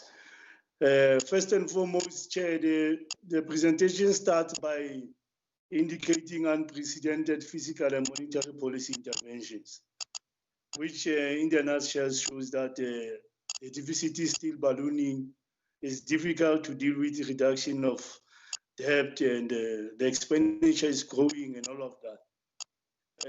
All these issues, Chair, boils to what my former colleagues indicated. The previous speaker indicated that about the neoliberal policies. I think we are at that juncture where all of us can see that neoliberal policies can't work. And at one point, we will have to dismantle them. We need to dismantle the current shackles of neoliberal policies. And in attempting to do so, Chair, I will concretely suggest the following, so that we minimize our interactions with the FFC when it comes to provinces. Obviously, we will forever continue to ask the question, how equitable is the equitable share? We will always ask that question up until we are convinced that the formula which is used in terms of equitable share, ourselves, we understand it. But as things stand now, we are still grappling with that. And I'm sure going forward, at one point we will come to terms with it, and then all of us will understand how equitable is this equitable share. But as things stand now, it's very difficult. So in terms of structural adjustment or changes, I will propose the following, that maybe it's about time that we turn the corner and then create a sovereign wealth fund. The 500 billion stimulus package has shown that the country has a capacity to raise funds and all of that. So I think it's a high time that the FFC should take into cognizance that there is a need to create a sovereign wealth fund. So that's one. Two, Chair, trying to sum up issues. Two, Chair, it's about time that we nationalize South African Reserve Bank. Three, Chair, we will forever advocate for mechanisms that will deal with issues of illicit financial flows, because that's where the country loses a lot of money in a manner that is not acceptable. So the issue of illicit financial flows, it must be dealt with head on this time around. Number four, Chair, in terms of distribution of physical, we will prefer and forever advocate for a distribution where 40% is going to be at the national level, and then 60% at a local level. And in that 60% that is at a local level, which brings me to my fifth point, a minimum of that 50% of that funds allocated to local government must be used solely for delivery of services, even if it can be ring-fenced, Chair. And lastly, Chair, my 6 points, I think it's also about time. FFC should just recognize this reality. It's about time that the government create a state bank so that we're able to deal with issues that are confronting our people. And I'm sure going forward, we'll expect the FFC to come to provinces so that we engage them on the issues of the provinces now. Because one was talking at national terrain and all of that. So we will also prefer to bring it to our level, to the provinces, so that we engage in a terrain that we understand better with FFC. Thank you very much, Chair. Okay, thank you very much, Honorable Majage. Prof, I think we have heard all those 8 inputs from the honorable members, and I'm sure you stand ready to respond to them together with your team. But I had just wanted to emphasize the point of the early childhood development centers, Prof. That don't you think that we cannot postpone it any further, the issue of the fact that these ECDCs are not compulsory yet in the country? Because it puts us in a situation where we find some of our children not having access to this very important primary education, as it were. And it goes against the very preamble of the country, you know, that we are all equal before the law, and particularly the early childhood education being a right to all our children. I presume because we have the early start at 9, we will take the honorable member, can you? Because if we still.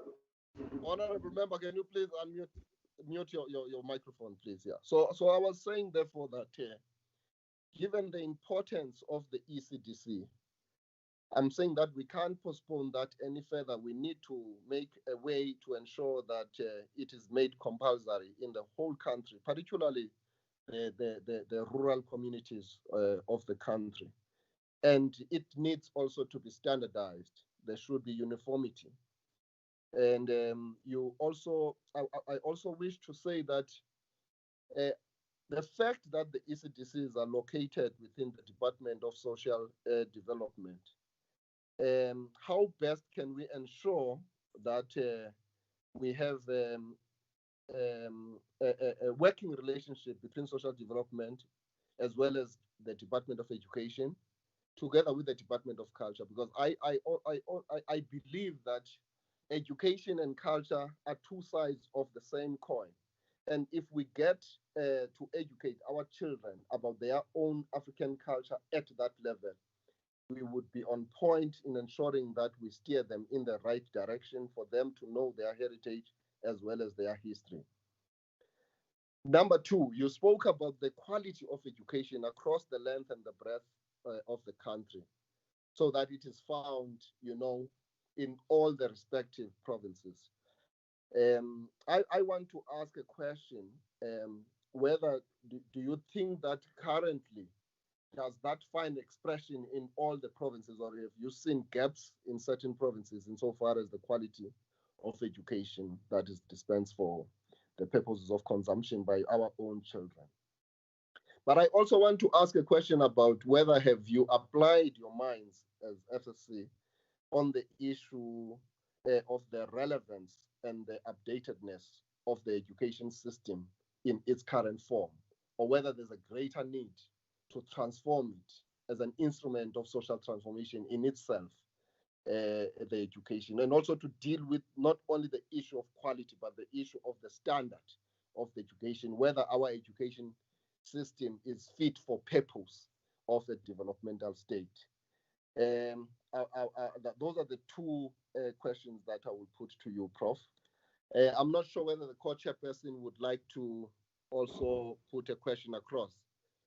Honorable Chelezi, are you there, or you covered?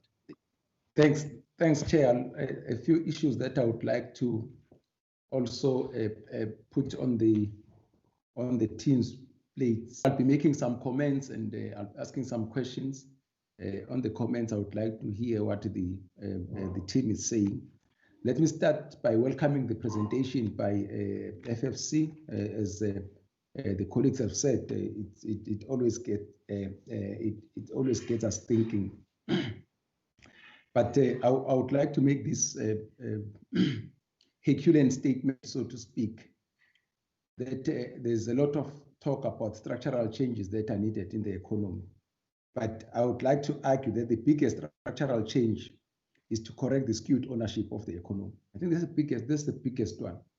That obvious, the skewed ownership of the economy goes along racial lines, and where you find that the majority of South Africans find themselves in the margins of the economy, resulting on the socio-economic outcomes that are very negative, who manifest themselves in high rates of unemployment, poverty, low economic growth, etc., etc. So my argument, I'm saying that the biggest structural change that this economy needs, is the correction of skewed ownership of the economy. Chair, sorry, yes. Chair, point of order. Yes. Chair, I think you are currently misleading the House. No. The reason that we are currently sitting with a huge percentage of joblessness in the country is not as a result of the economy as such. It's a result of the corruption by the governing party. And the way in which they are dealing with funds. That's not right. This is we Order, don't no, Honorable we don't do this way. You give you a chance to talk, and when I talk, I think I must be respected. I respect you. Don't do that again. Give you a chance. You talk, and then when it's my opportunity, can I also be respected? This is very, very disrespectful, to say the least, and let's not do it. It doesn't mean that everything that oral members are saying we agree with them, but we do respect them and give them an opportunity to talk. Can I then be allowed to talk, Chair? Please go ahead, Honorable Telezi. No, I was saying that the biggest, if I to repeat that, the biggest structural intervention that this economy needs is the skewed ownership of the economy. I don't know what's controversial about that, because that's documented. Therefore, we need to do that. I've even heard one of the most right-wing people agreeing with that, but perhaps we may disagree as to how we achieve that, because the ownership of this economy is very, very inequitable. So that's the biggest. I would like to hear what FFC have to say on that. And perhaps when you look at the indicators, where they are talking about the macroeconomic indicators, where they are talking about the deficit, they are talking about the unemployment, and so on and so forth. Again, it talks to inclusive economic growth. Watch words there, it's both inclusive and growth. and Prof, I don't think I hear you saying that why are we not achieving that, right? I think the story on growth and inclusive growth, it's very thin. So I think we need to spend more time on that. How do we get that?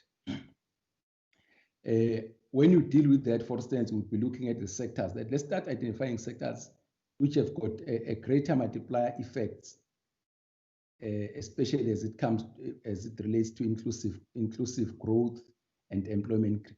Those sectors, and let's talk to them. Let's unpack those things. Which are those sectors? Because at the end of the day, you'll never be able to get a better revenues if you don't have economic growth. You won't be able to get your employment figures up if you don't have inclusive economic growth. So we need more discussion and research on that. And I would like to hear what you have to do, what you have to say, FFC, on that. If you look at your aggregate demand curve and equation, we are saying, how do you impact on consumption? That consumption goes up.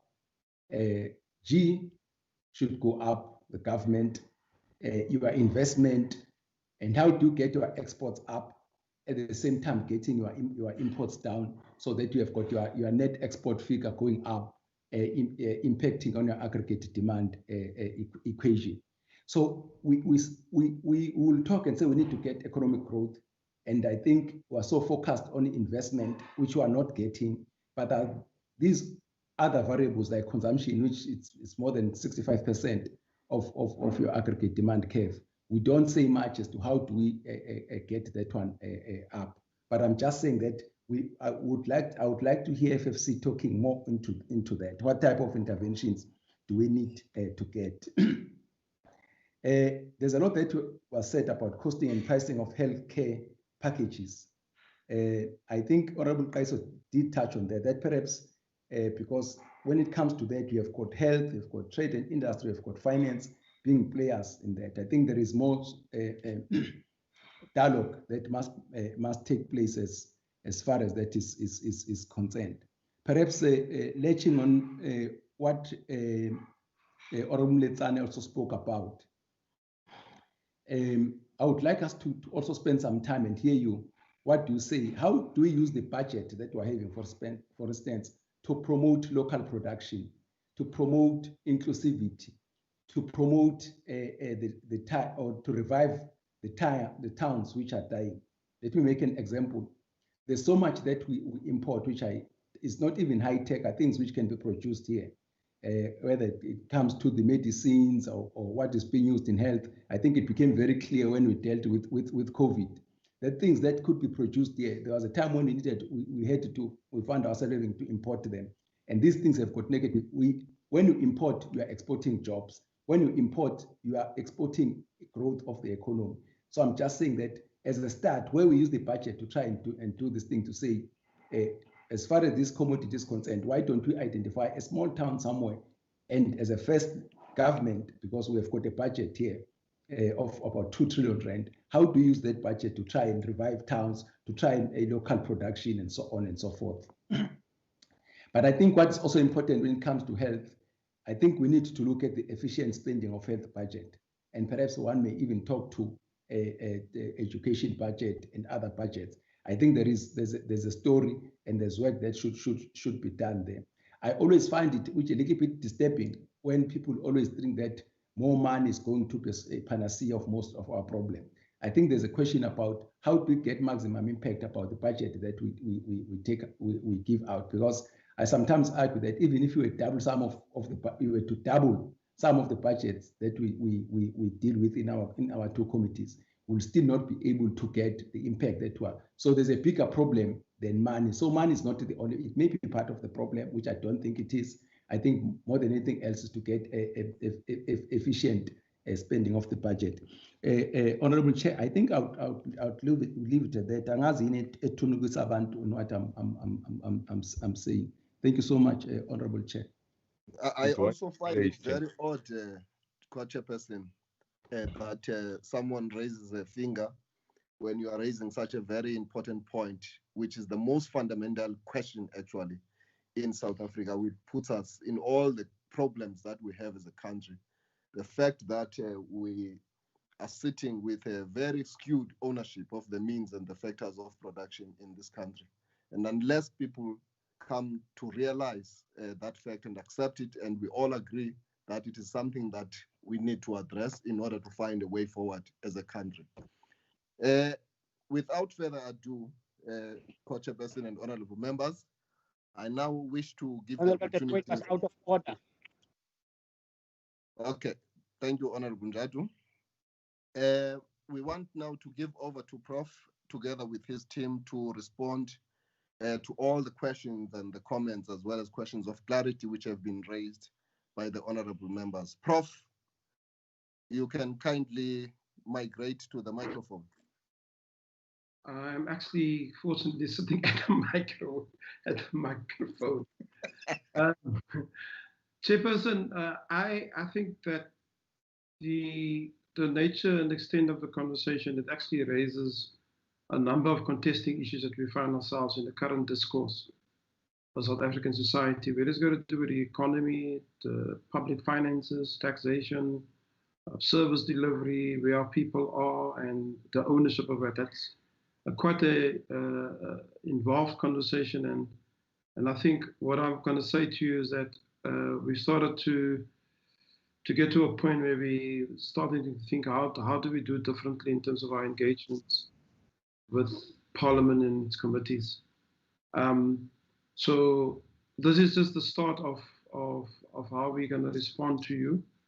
On the range of issues, there are other commissioners here, so I'm going to also ask them to respond. There's commissioners, including myself as a commissioner. There's Rockman, Kowani, and Sachs is here. And then they will respond on a number of issues. I think you raised, the committee raises a number of macroeconomic issues.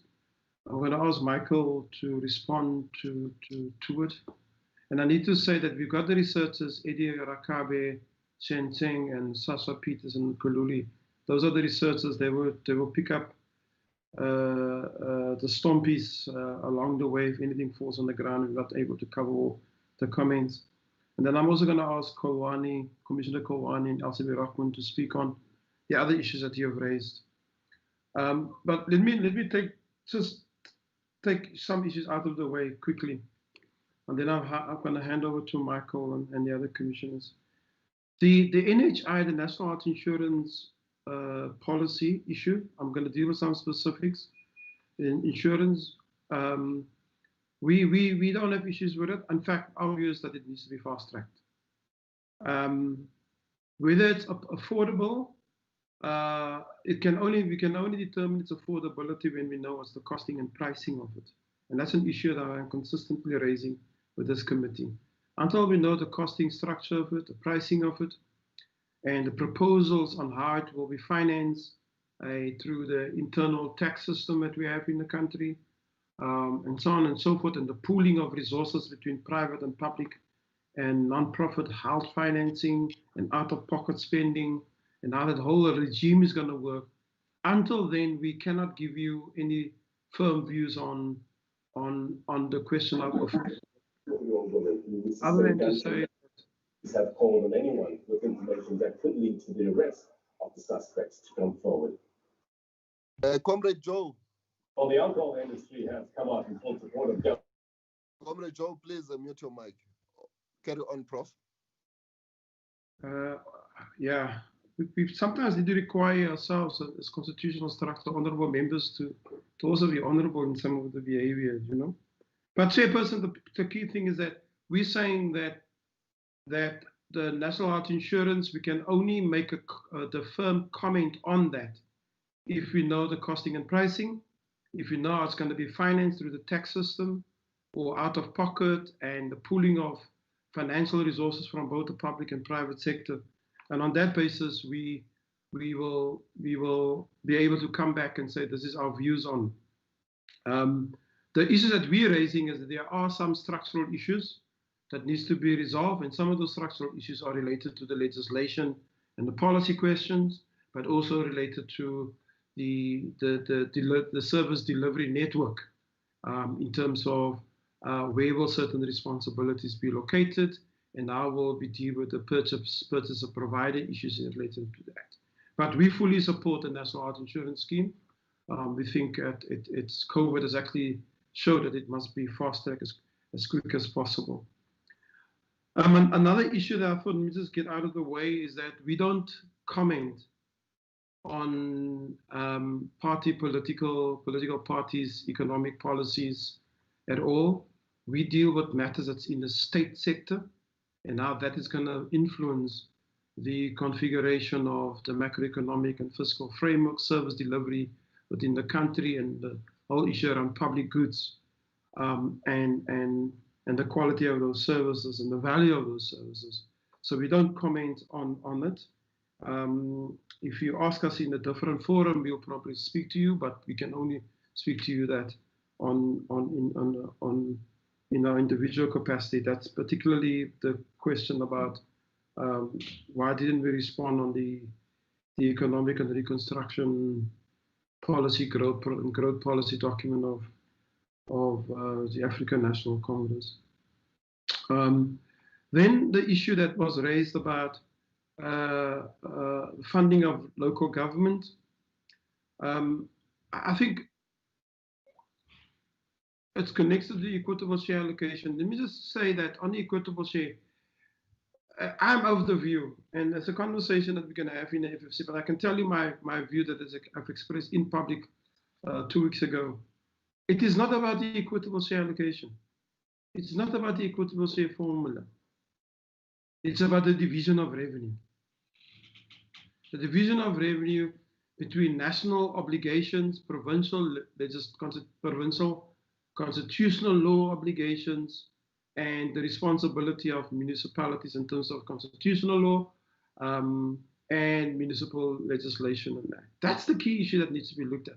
But before you can even talk about, and provinces speak about a lot of it, many a times, municipalities too, is that you will never know what's the real price of your services if you haven't costed what inputs need to be delivered into those services.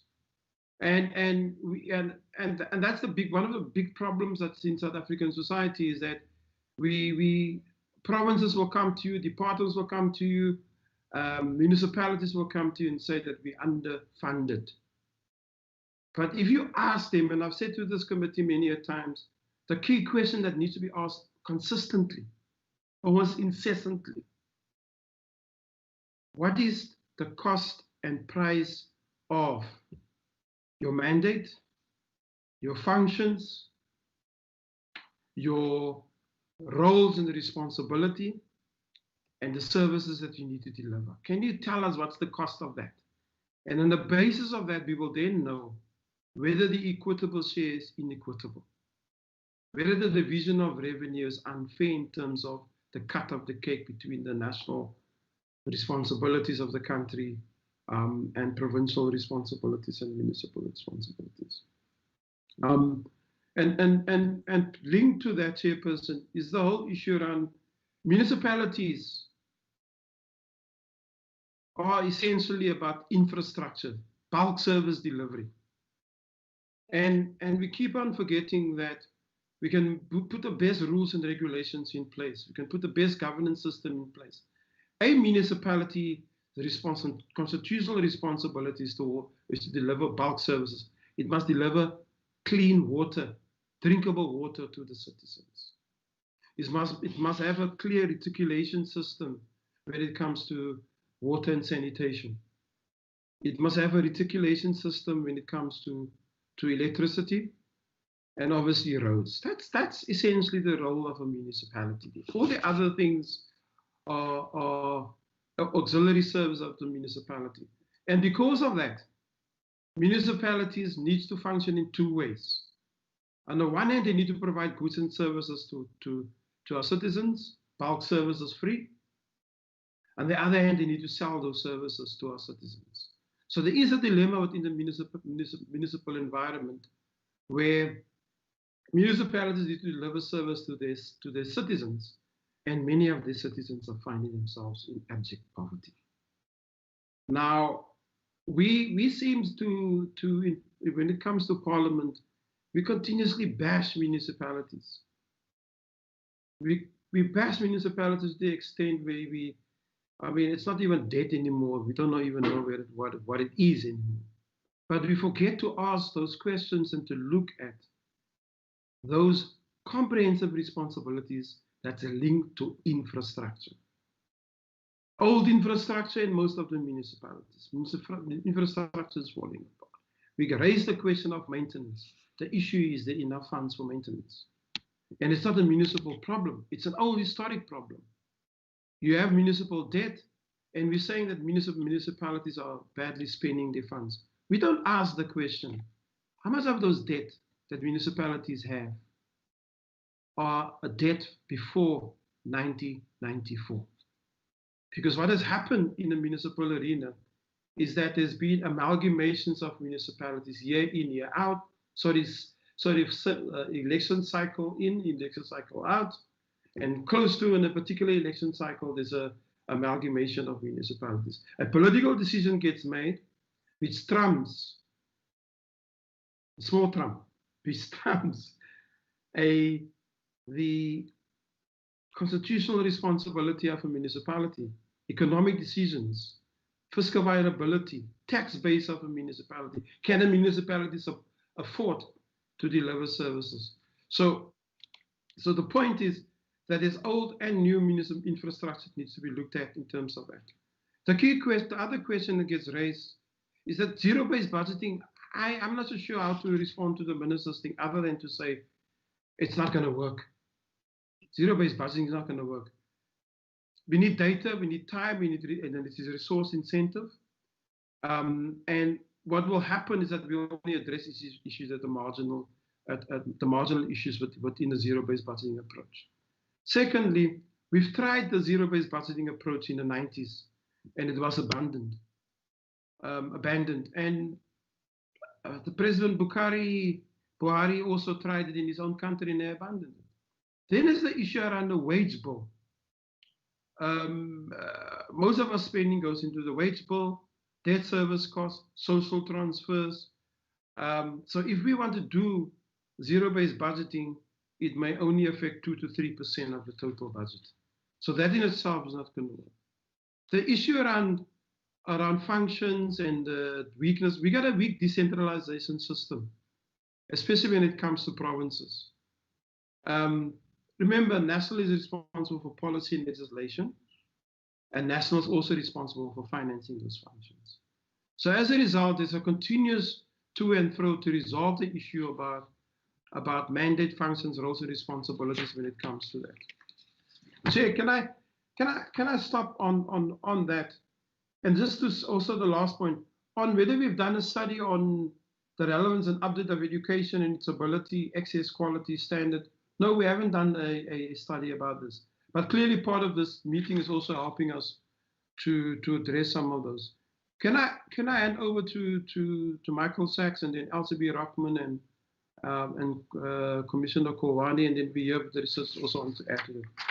Chairpersons, Michael. Thank you, Chair and Chairs.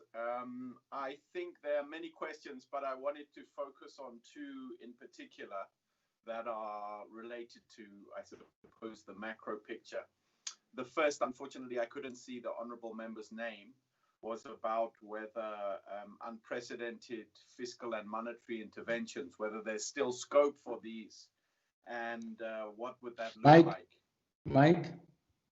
Yes? Speak closer to the mic, Mark. Okay. Yeah. Let's see if that's working.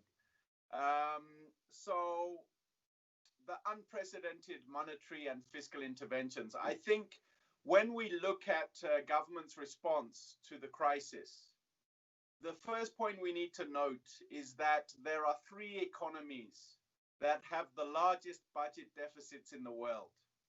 And that is the USA, I mean, the budget deficit for this year.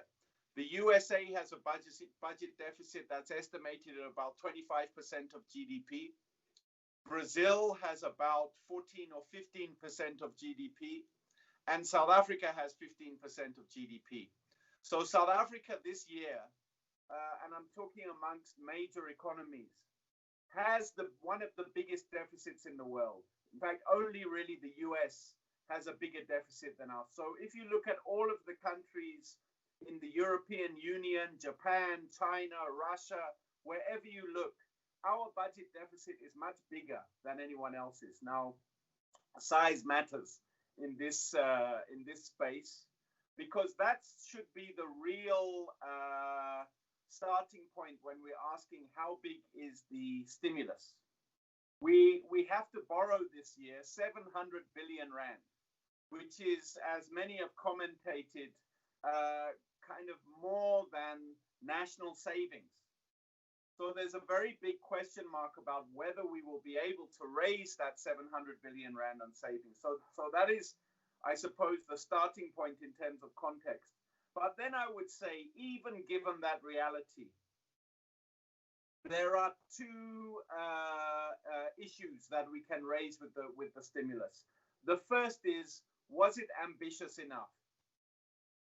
So could we have added another few tens of billions of rand to expenditure to focus simply on the COVID response? And I think my view and the Commission's view is that we could have been more ambitious. For instance, we now have a loan from the IMF, which amounts to about 75 billion rand.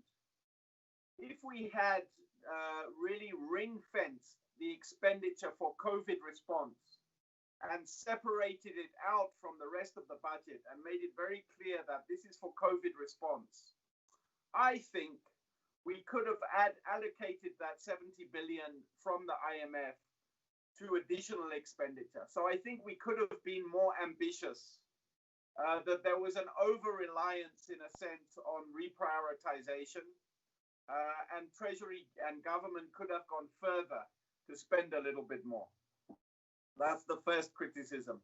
The second criticism is more important than the first and more significant, and that is, it's fine, we can talk about adding more to spending, but the truth is that the programs we have already agreed upon and funded for stimulus are not performing well. If we look at the COVID grant that was introduced, if we look at the UIF, temporary employee scheme, if we look at the guarantee fund that was set up through the banking system, none of them are delivering on the promise that we would like them to deliver on. So implementation of the stimulus package, in my view, is a bigger problem than the volume of resources allocated to the stimulus package. And I think that points to a lesson that we need to learn, which is that when we intervene, it's much easier to use existing channels than it is to try to create new channels of intervention. Because whenever we create new channels of intervention, we have a tendency to underestimate how long it takes for them to get up and running and working properly. So we set up a guarantee scheme, we think it's going to have impact, or we introduce a new grant, we think it's going to have impact, but actually the things that have immediate and direct impact are the things that we know are already working, such as the child support grant that was there already, or the old age grant. So that's what I would say. On the question of quantitative easing, I think that South Africa is constrained in the amount of quantitative easing it can do. And the reason for that constraint has got a lot to do with our fiscal position. That behind the ability of central banks to do quantitative easing in, say, the US or the UK and Japan, is that private investors have confidence that the assets of government are safe. So this enables, so when the US or the UK announces quantitative easing, market participants reinforce their policy intervention.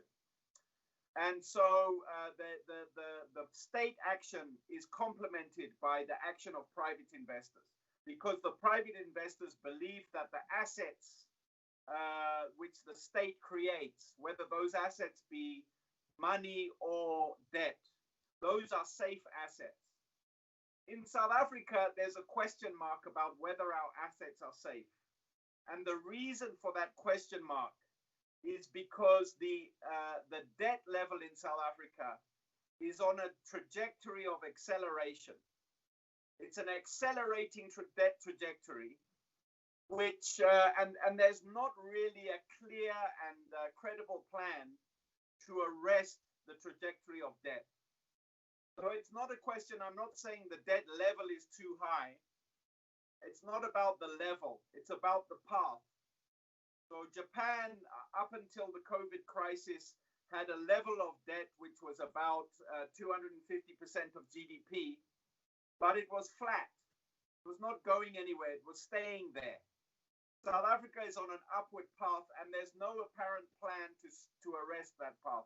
And so investors have a lack of confidence that the assets the government issues, whether that be debt or money, are safe.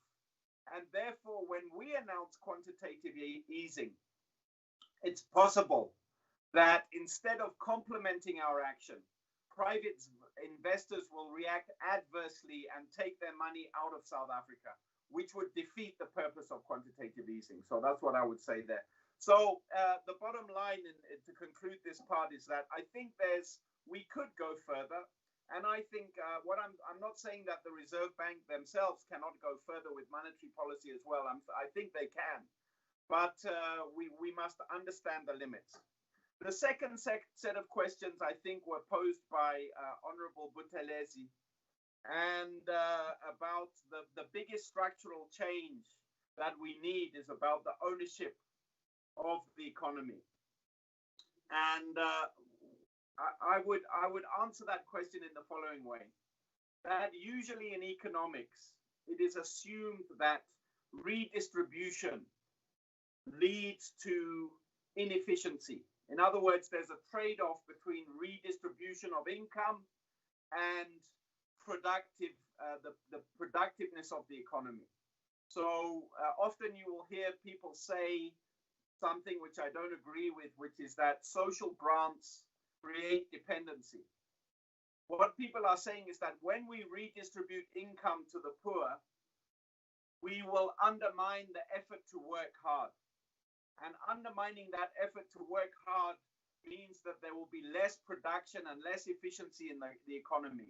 So the economists usually say the same thing about taxes, that if I know that I'm going to be taxed more, it may create an incentive for me to not work as hard, because in any case, the proceeds of my work will not be claimed by me, they will go somewhere else. So usually in economics, there's this trade-off between efficiency and equity or redistribution. Now, one area where this doesn't necessarily apply is the redistribution of assets. So when the examples I've used up to now are about the redistribution of income, the flows of money. But when we talk about the redistribution of assets, in other words, the ownership of stocks or bonds or land or human capital, there's a case that can strongly be made that redistribution can enhance efficiency. In other words, you can redistribute the assets and make the economy more efficient. And the most obvious example is with human capital, that if we had a better distribution of those assets of education, we would also have a more efficient economy. The challenge we will face, the challenge for me is, are we redistributing ownership of the economy in a way that is improving productivity and accelerating growth? Because I think the concentrated and one-sided ownership patterns, there's no doubt that they undermine productivity and growth. But it's possible to redistribute the assets in a way that further undermines productivity and growth, or it's possible to redistribute things in a way that enhances productivity and growth. And I think we have not thought carefully enough about that question. The second set of issues that Honorable Buthelezi addressed were about the macro aggregate, savings, investment, net exports, and consumption, etc. Now, what my comment on that is that government has announced an intention to support the revival of the economy through infrastructure investment, through investment. Now, unfortunately, and this relates to the sovereign wealth fund argument, unfortunately, South Africa depends on foreign savings to sustain itself. It is a country that spends more than it earns. And it's not only the budget which is in deficit, but the whole country spends more than it earns. And when you spend more than you earn, you have to borrow the money from somewhere. And in our case, we borrow the money from foreigners, which to me makes it strange to argue for a sovereign wealth fund, but that's another issue. So if we're to increase expenditure on investment, that will have to rely on more borrowing from foreigners, unless we can do one of two things. One is to simultaneously reduce our consumption. So we shift money from consumption to investment. That's one way we can do it. A second way we can do it, as Honorable Buthelezi was pointing to, is to expand net exports, to export our way out of this. Now, both of them, I think, will be very difficult, particularly the export story in the current global environment is not going to be easy, because world trade is in a difficult position. So we're entering into a difficult world economy. But certainly, our push towards an investment-led growth path has consequences for our level of consumption on the one hand, or our level of net exports on the other, and we need to address those. Thank you, honourable members. Chair, can I ask Rockman and Kowani, the two commissioners, to comment, if please, with your permission? They can go ahead, Prof. That's fine. Thank you. Thank you, Chairperson. Maybe I can just highlight 2 or 3 of the issues. I think it's important that Parliament, the NCOP and provincial legislatures actively engage in a discussion around the identified gaps in the current draft of the NHI bill that has been tabled.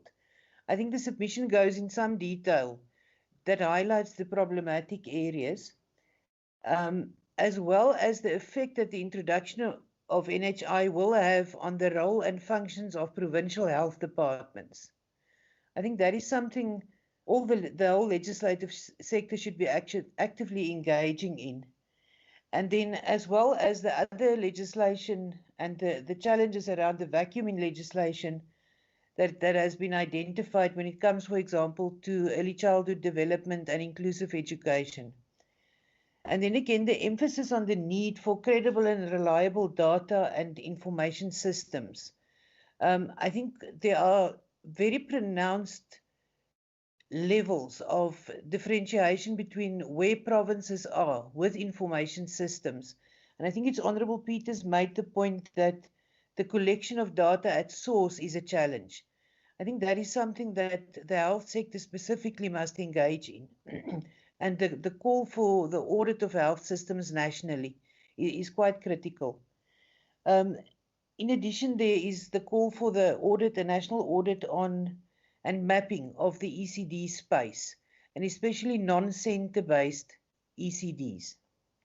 And lastly, I think there is some work that needs to be done around the efficiency of our expenditure priorities and choices that we make going forward. If I can make just those 4 points and then give over to Commissioner Kulwani, I think.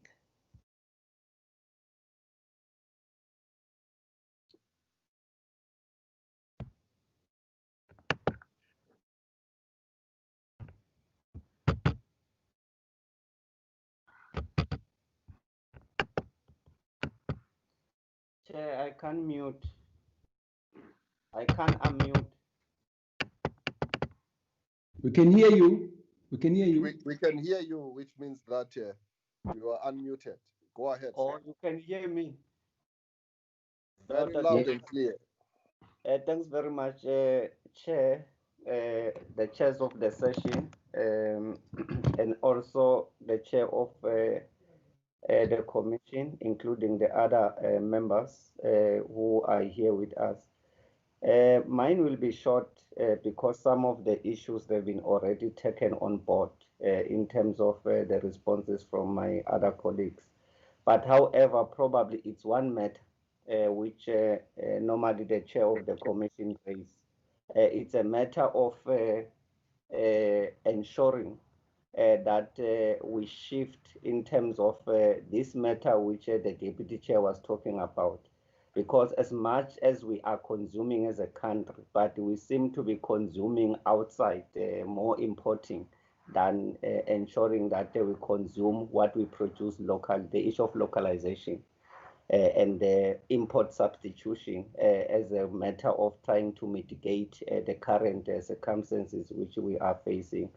But I think that the whole issue of configuration of government itself in terms of the various levels, in terms of the interaction, it's one matter which probably even the committee, when looking in some of the issues, is to look into. Because it will seem that we seem to be comfortable with the current status quo, despite that we have been in this setup for quite some time. And probably now maybe COVID-19 has given us an opportunity to relook in terms of how are we configured ourselves as a government various levels, what changes which need to be introduced in order to ensure that all these issues of inefficiencies and also a lack of service delivery were able to make sure that we fast track that particular processes and so on. I think this is a matter which, as we're moving forward, we'll have to look into and see the whole issue of the state itself. But if you look in terms of the NHI presentation, you will see that there is a departure in terms of the current form, because the NHI as it stands now, it does seem to suggest that we still have to figure out what then become the role of provinces in a particular structure and so on, which tells you that indeed the whole issue of how we are configured as a state, we need to look into that. I think that's the only matter, Chair, I can comment at. Most of the issues have been already dealt with. Thanks very much.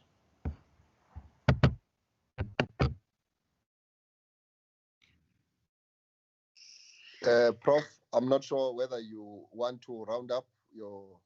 Yeah, thank you.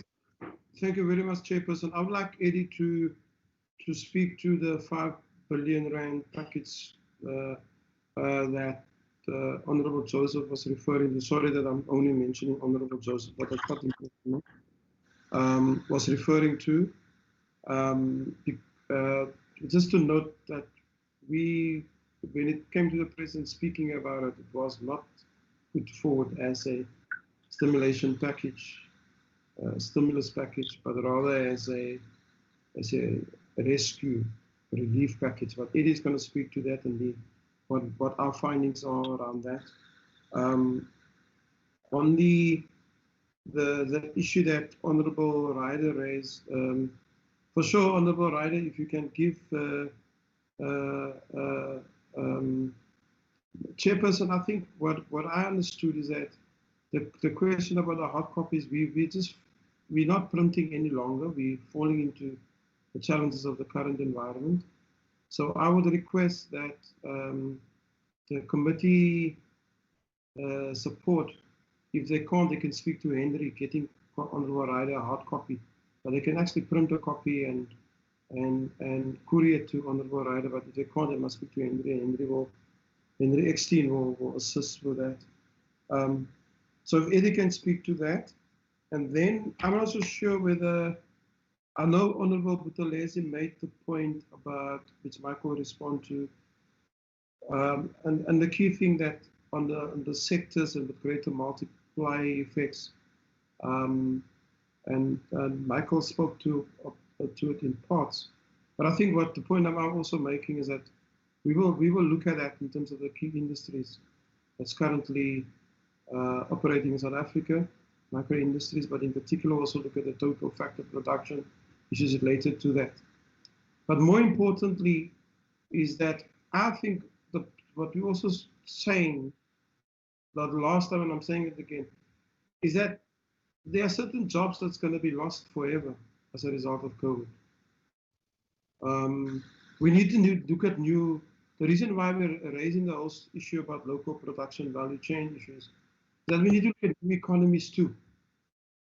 We have to look at our own internal South African potential and innovations that can be made across the length and breadth of the country around different industries. So that we deal with the whole question about export and imports within the country. So we need to look at new economies. What are those new innovations to be made? And we thought that those are the issues that we wanted to see in terms of the stimulus package. Then on the issue of, we spoke to the chair. I thought Sasa could speak to the whole question about the early childhood and the centers issue that was raised by our honourable member. The key issue that I want to raise is that we just need to be careful about standardization. Standardization, one size fits all issues, we don't allow for innovation. All programs don't have to look the same in a rural area or to the urban area. Remember early childhood, firstly about safety and security of the kids. And secondly about the developmental program inputs. So I would like Sasa to speak to that, Chairperson.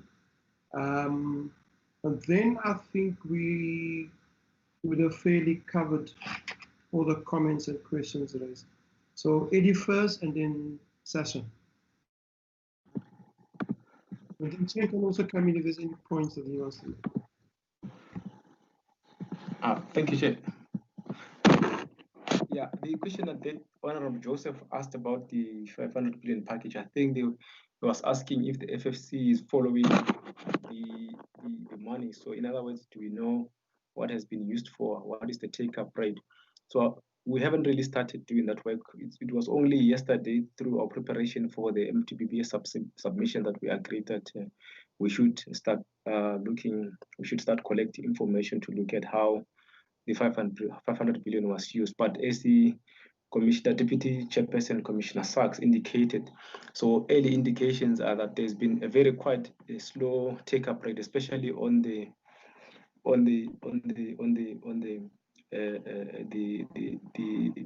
funds which have been dispersed by the Treasury and the Reserve Bank.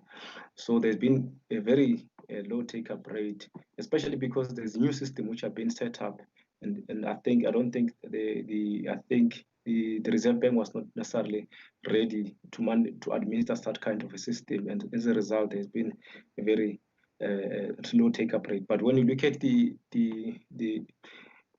supplementary grant and as well as the new 350 grant, we're starting to see like improvement, especially on the SASSA in the disbursement of that grant. So on that front, there's been some improvement as well as the UIF. Chairperson, if you allow, there was also a question that was asked around the lack of clarity on division of responsibility for concurrent function and what the FFC is proposing.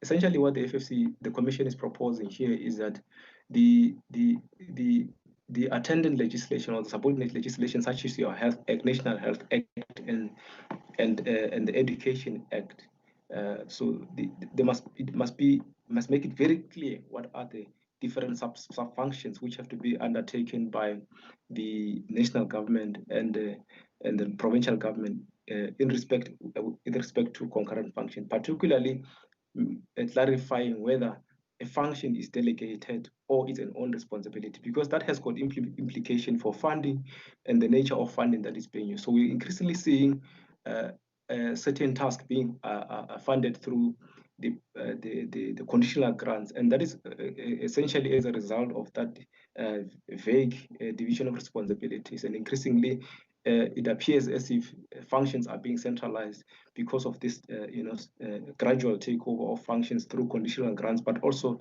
through direct implementation of projects by national departments. So, but if there is a clear delineation of roles and responsibility, it's very easy to now decide what nature of funds you use and which department or which sphere of government is accountable for what services. So that's essentially the gist of the recommendation from the Commission. Thank you very much.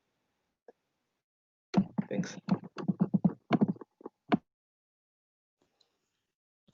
Prof, I'm not sure whether you would have wanted to respond to the Honorable Majaga when he said you will also be engaging equally the provinces directly on the same matters. I will come back to that, Chair, with your permission. If you allow just Sasa and Shane to cover, then I'll come back to that. Thank you, Chairperson. Right. Thank you. Thank you, Chair.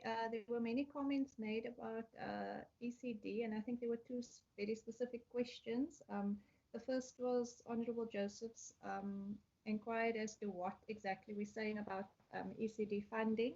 So firstly, we're saying ECD education requires strengthened funding. Currently, the sector only receives about 1.6% of total education spend. So we need some strengthening there.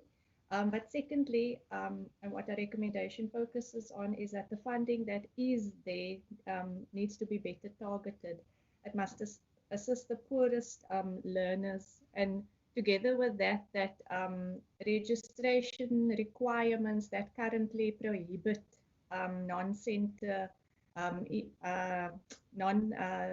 programs from accessing the subsidy need to be rethought. You cannot have a registration system where the majority of ECD programs are excluded from. And we're not saying that there must be no standards, but rather We could even consider differentiated set of regulations, one for center-based ECD programs relative to those for non-center-based ECD programs, since their mode of delivery is fundamentally different.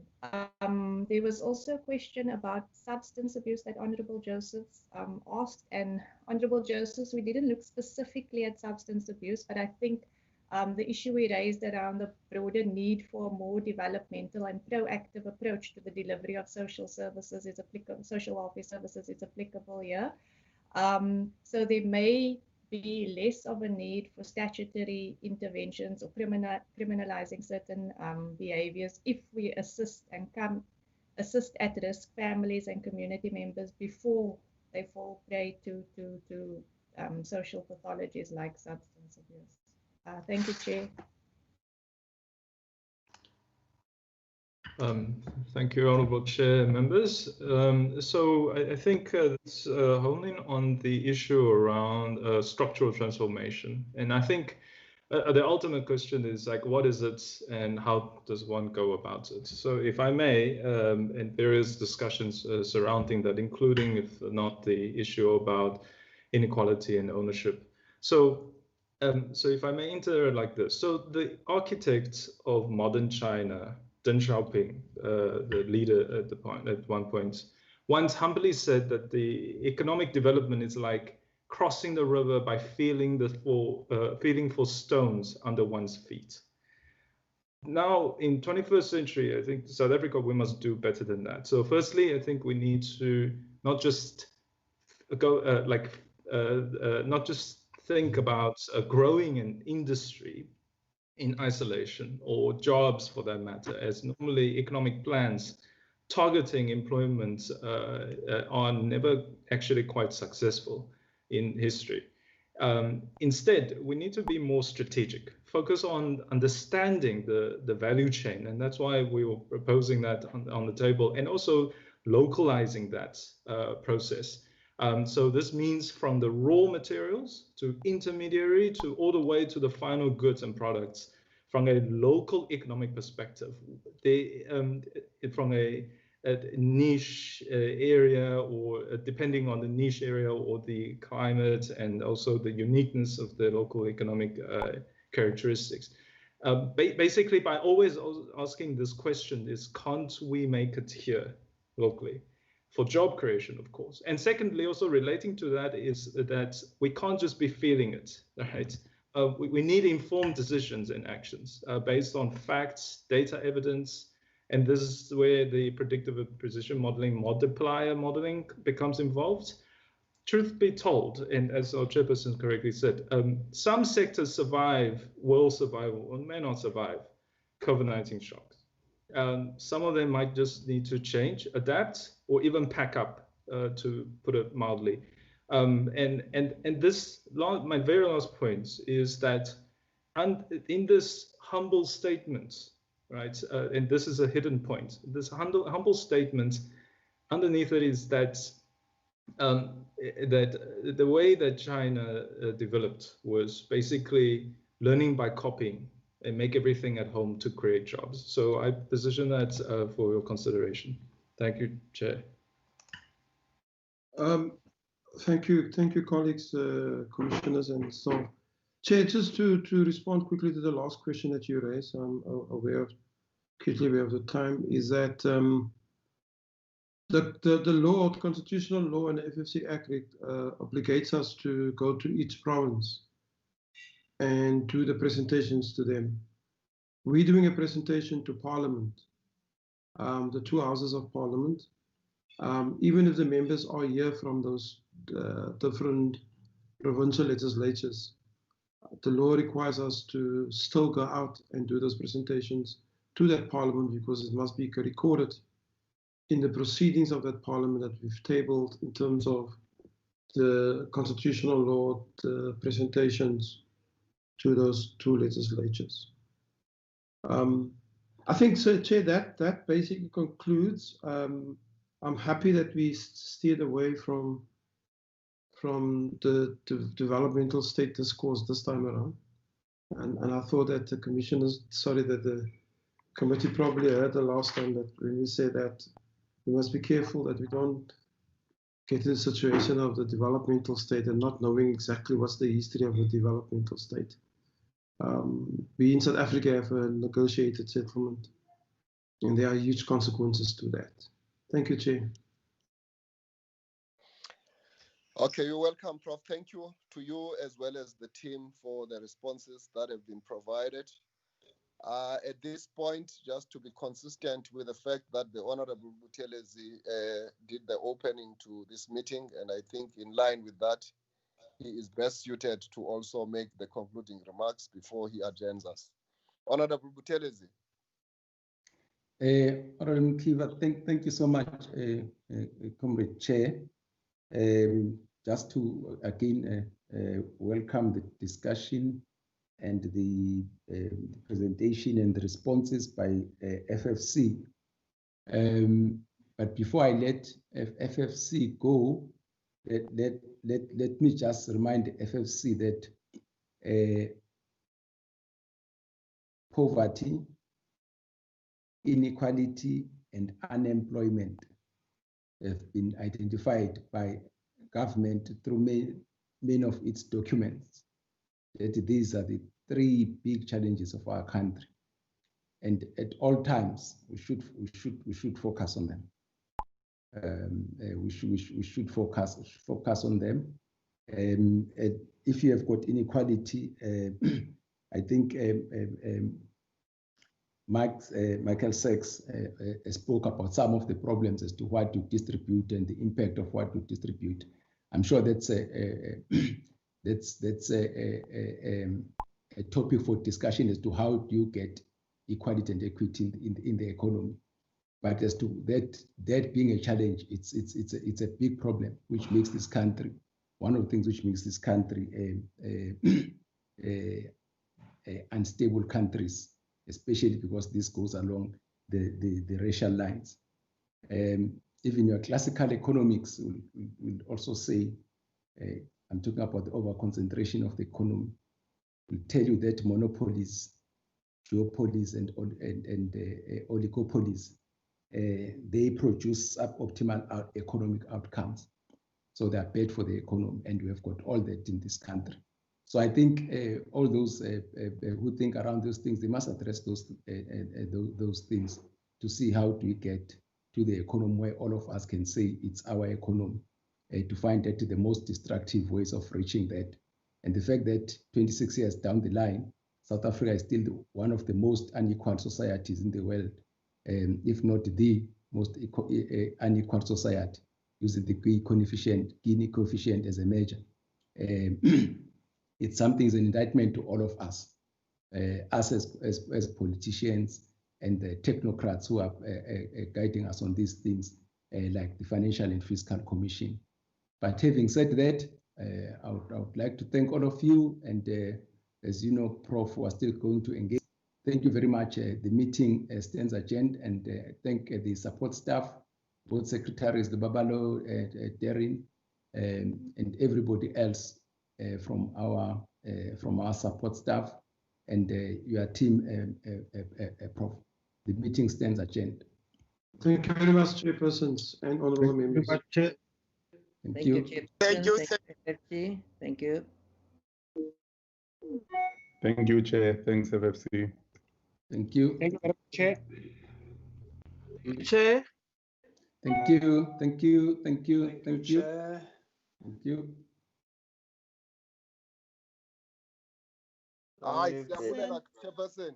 Siyabulela mntana omhle, uyibambe kakuhle, uyibambe ngesikhonkosi. Uyibambe njalo ungayiyeki uze umhlaba nobutyebi belizwe lakuthi ubuyele ebantwini. Siyaqabagusha mntana omhle. Enkosi.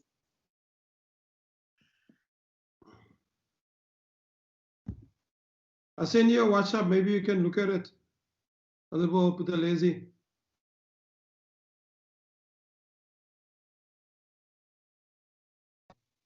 Thank you, Prof. See you in the province, Free State. Yeah, definitely. We'll be there. You can copy me on that WhatsApp, Prof. Will do.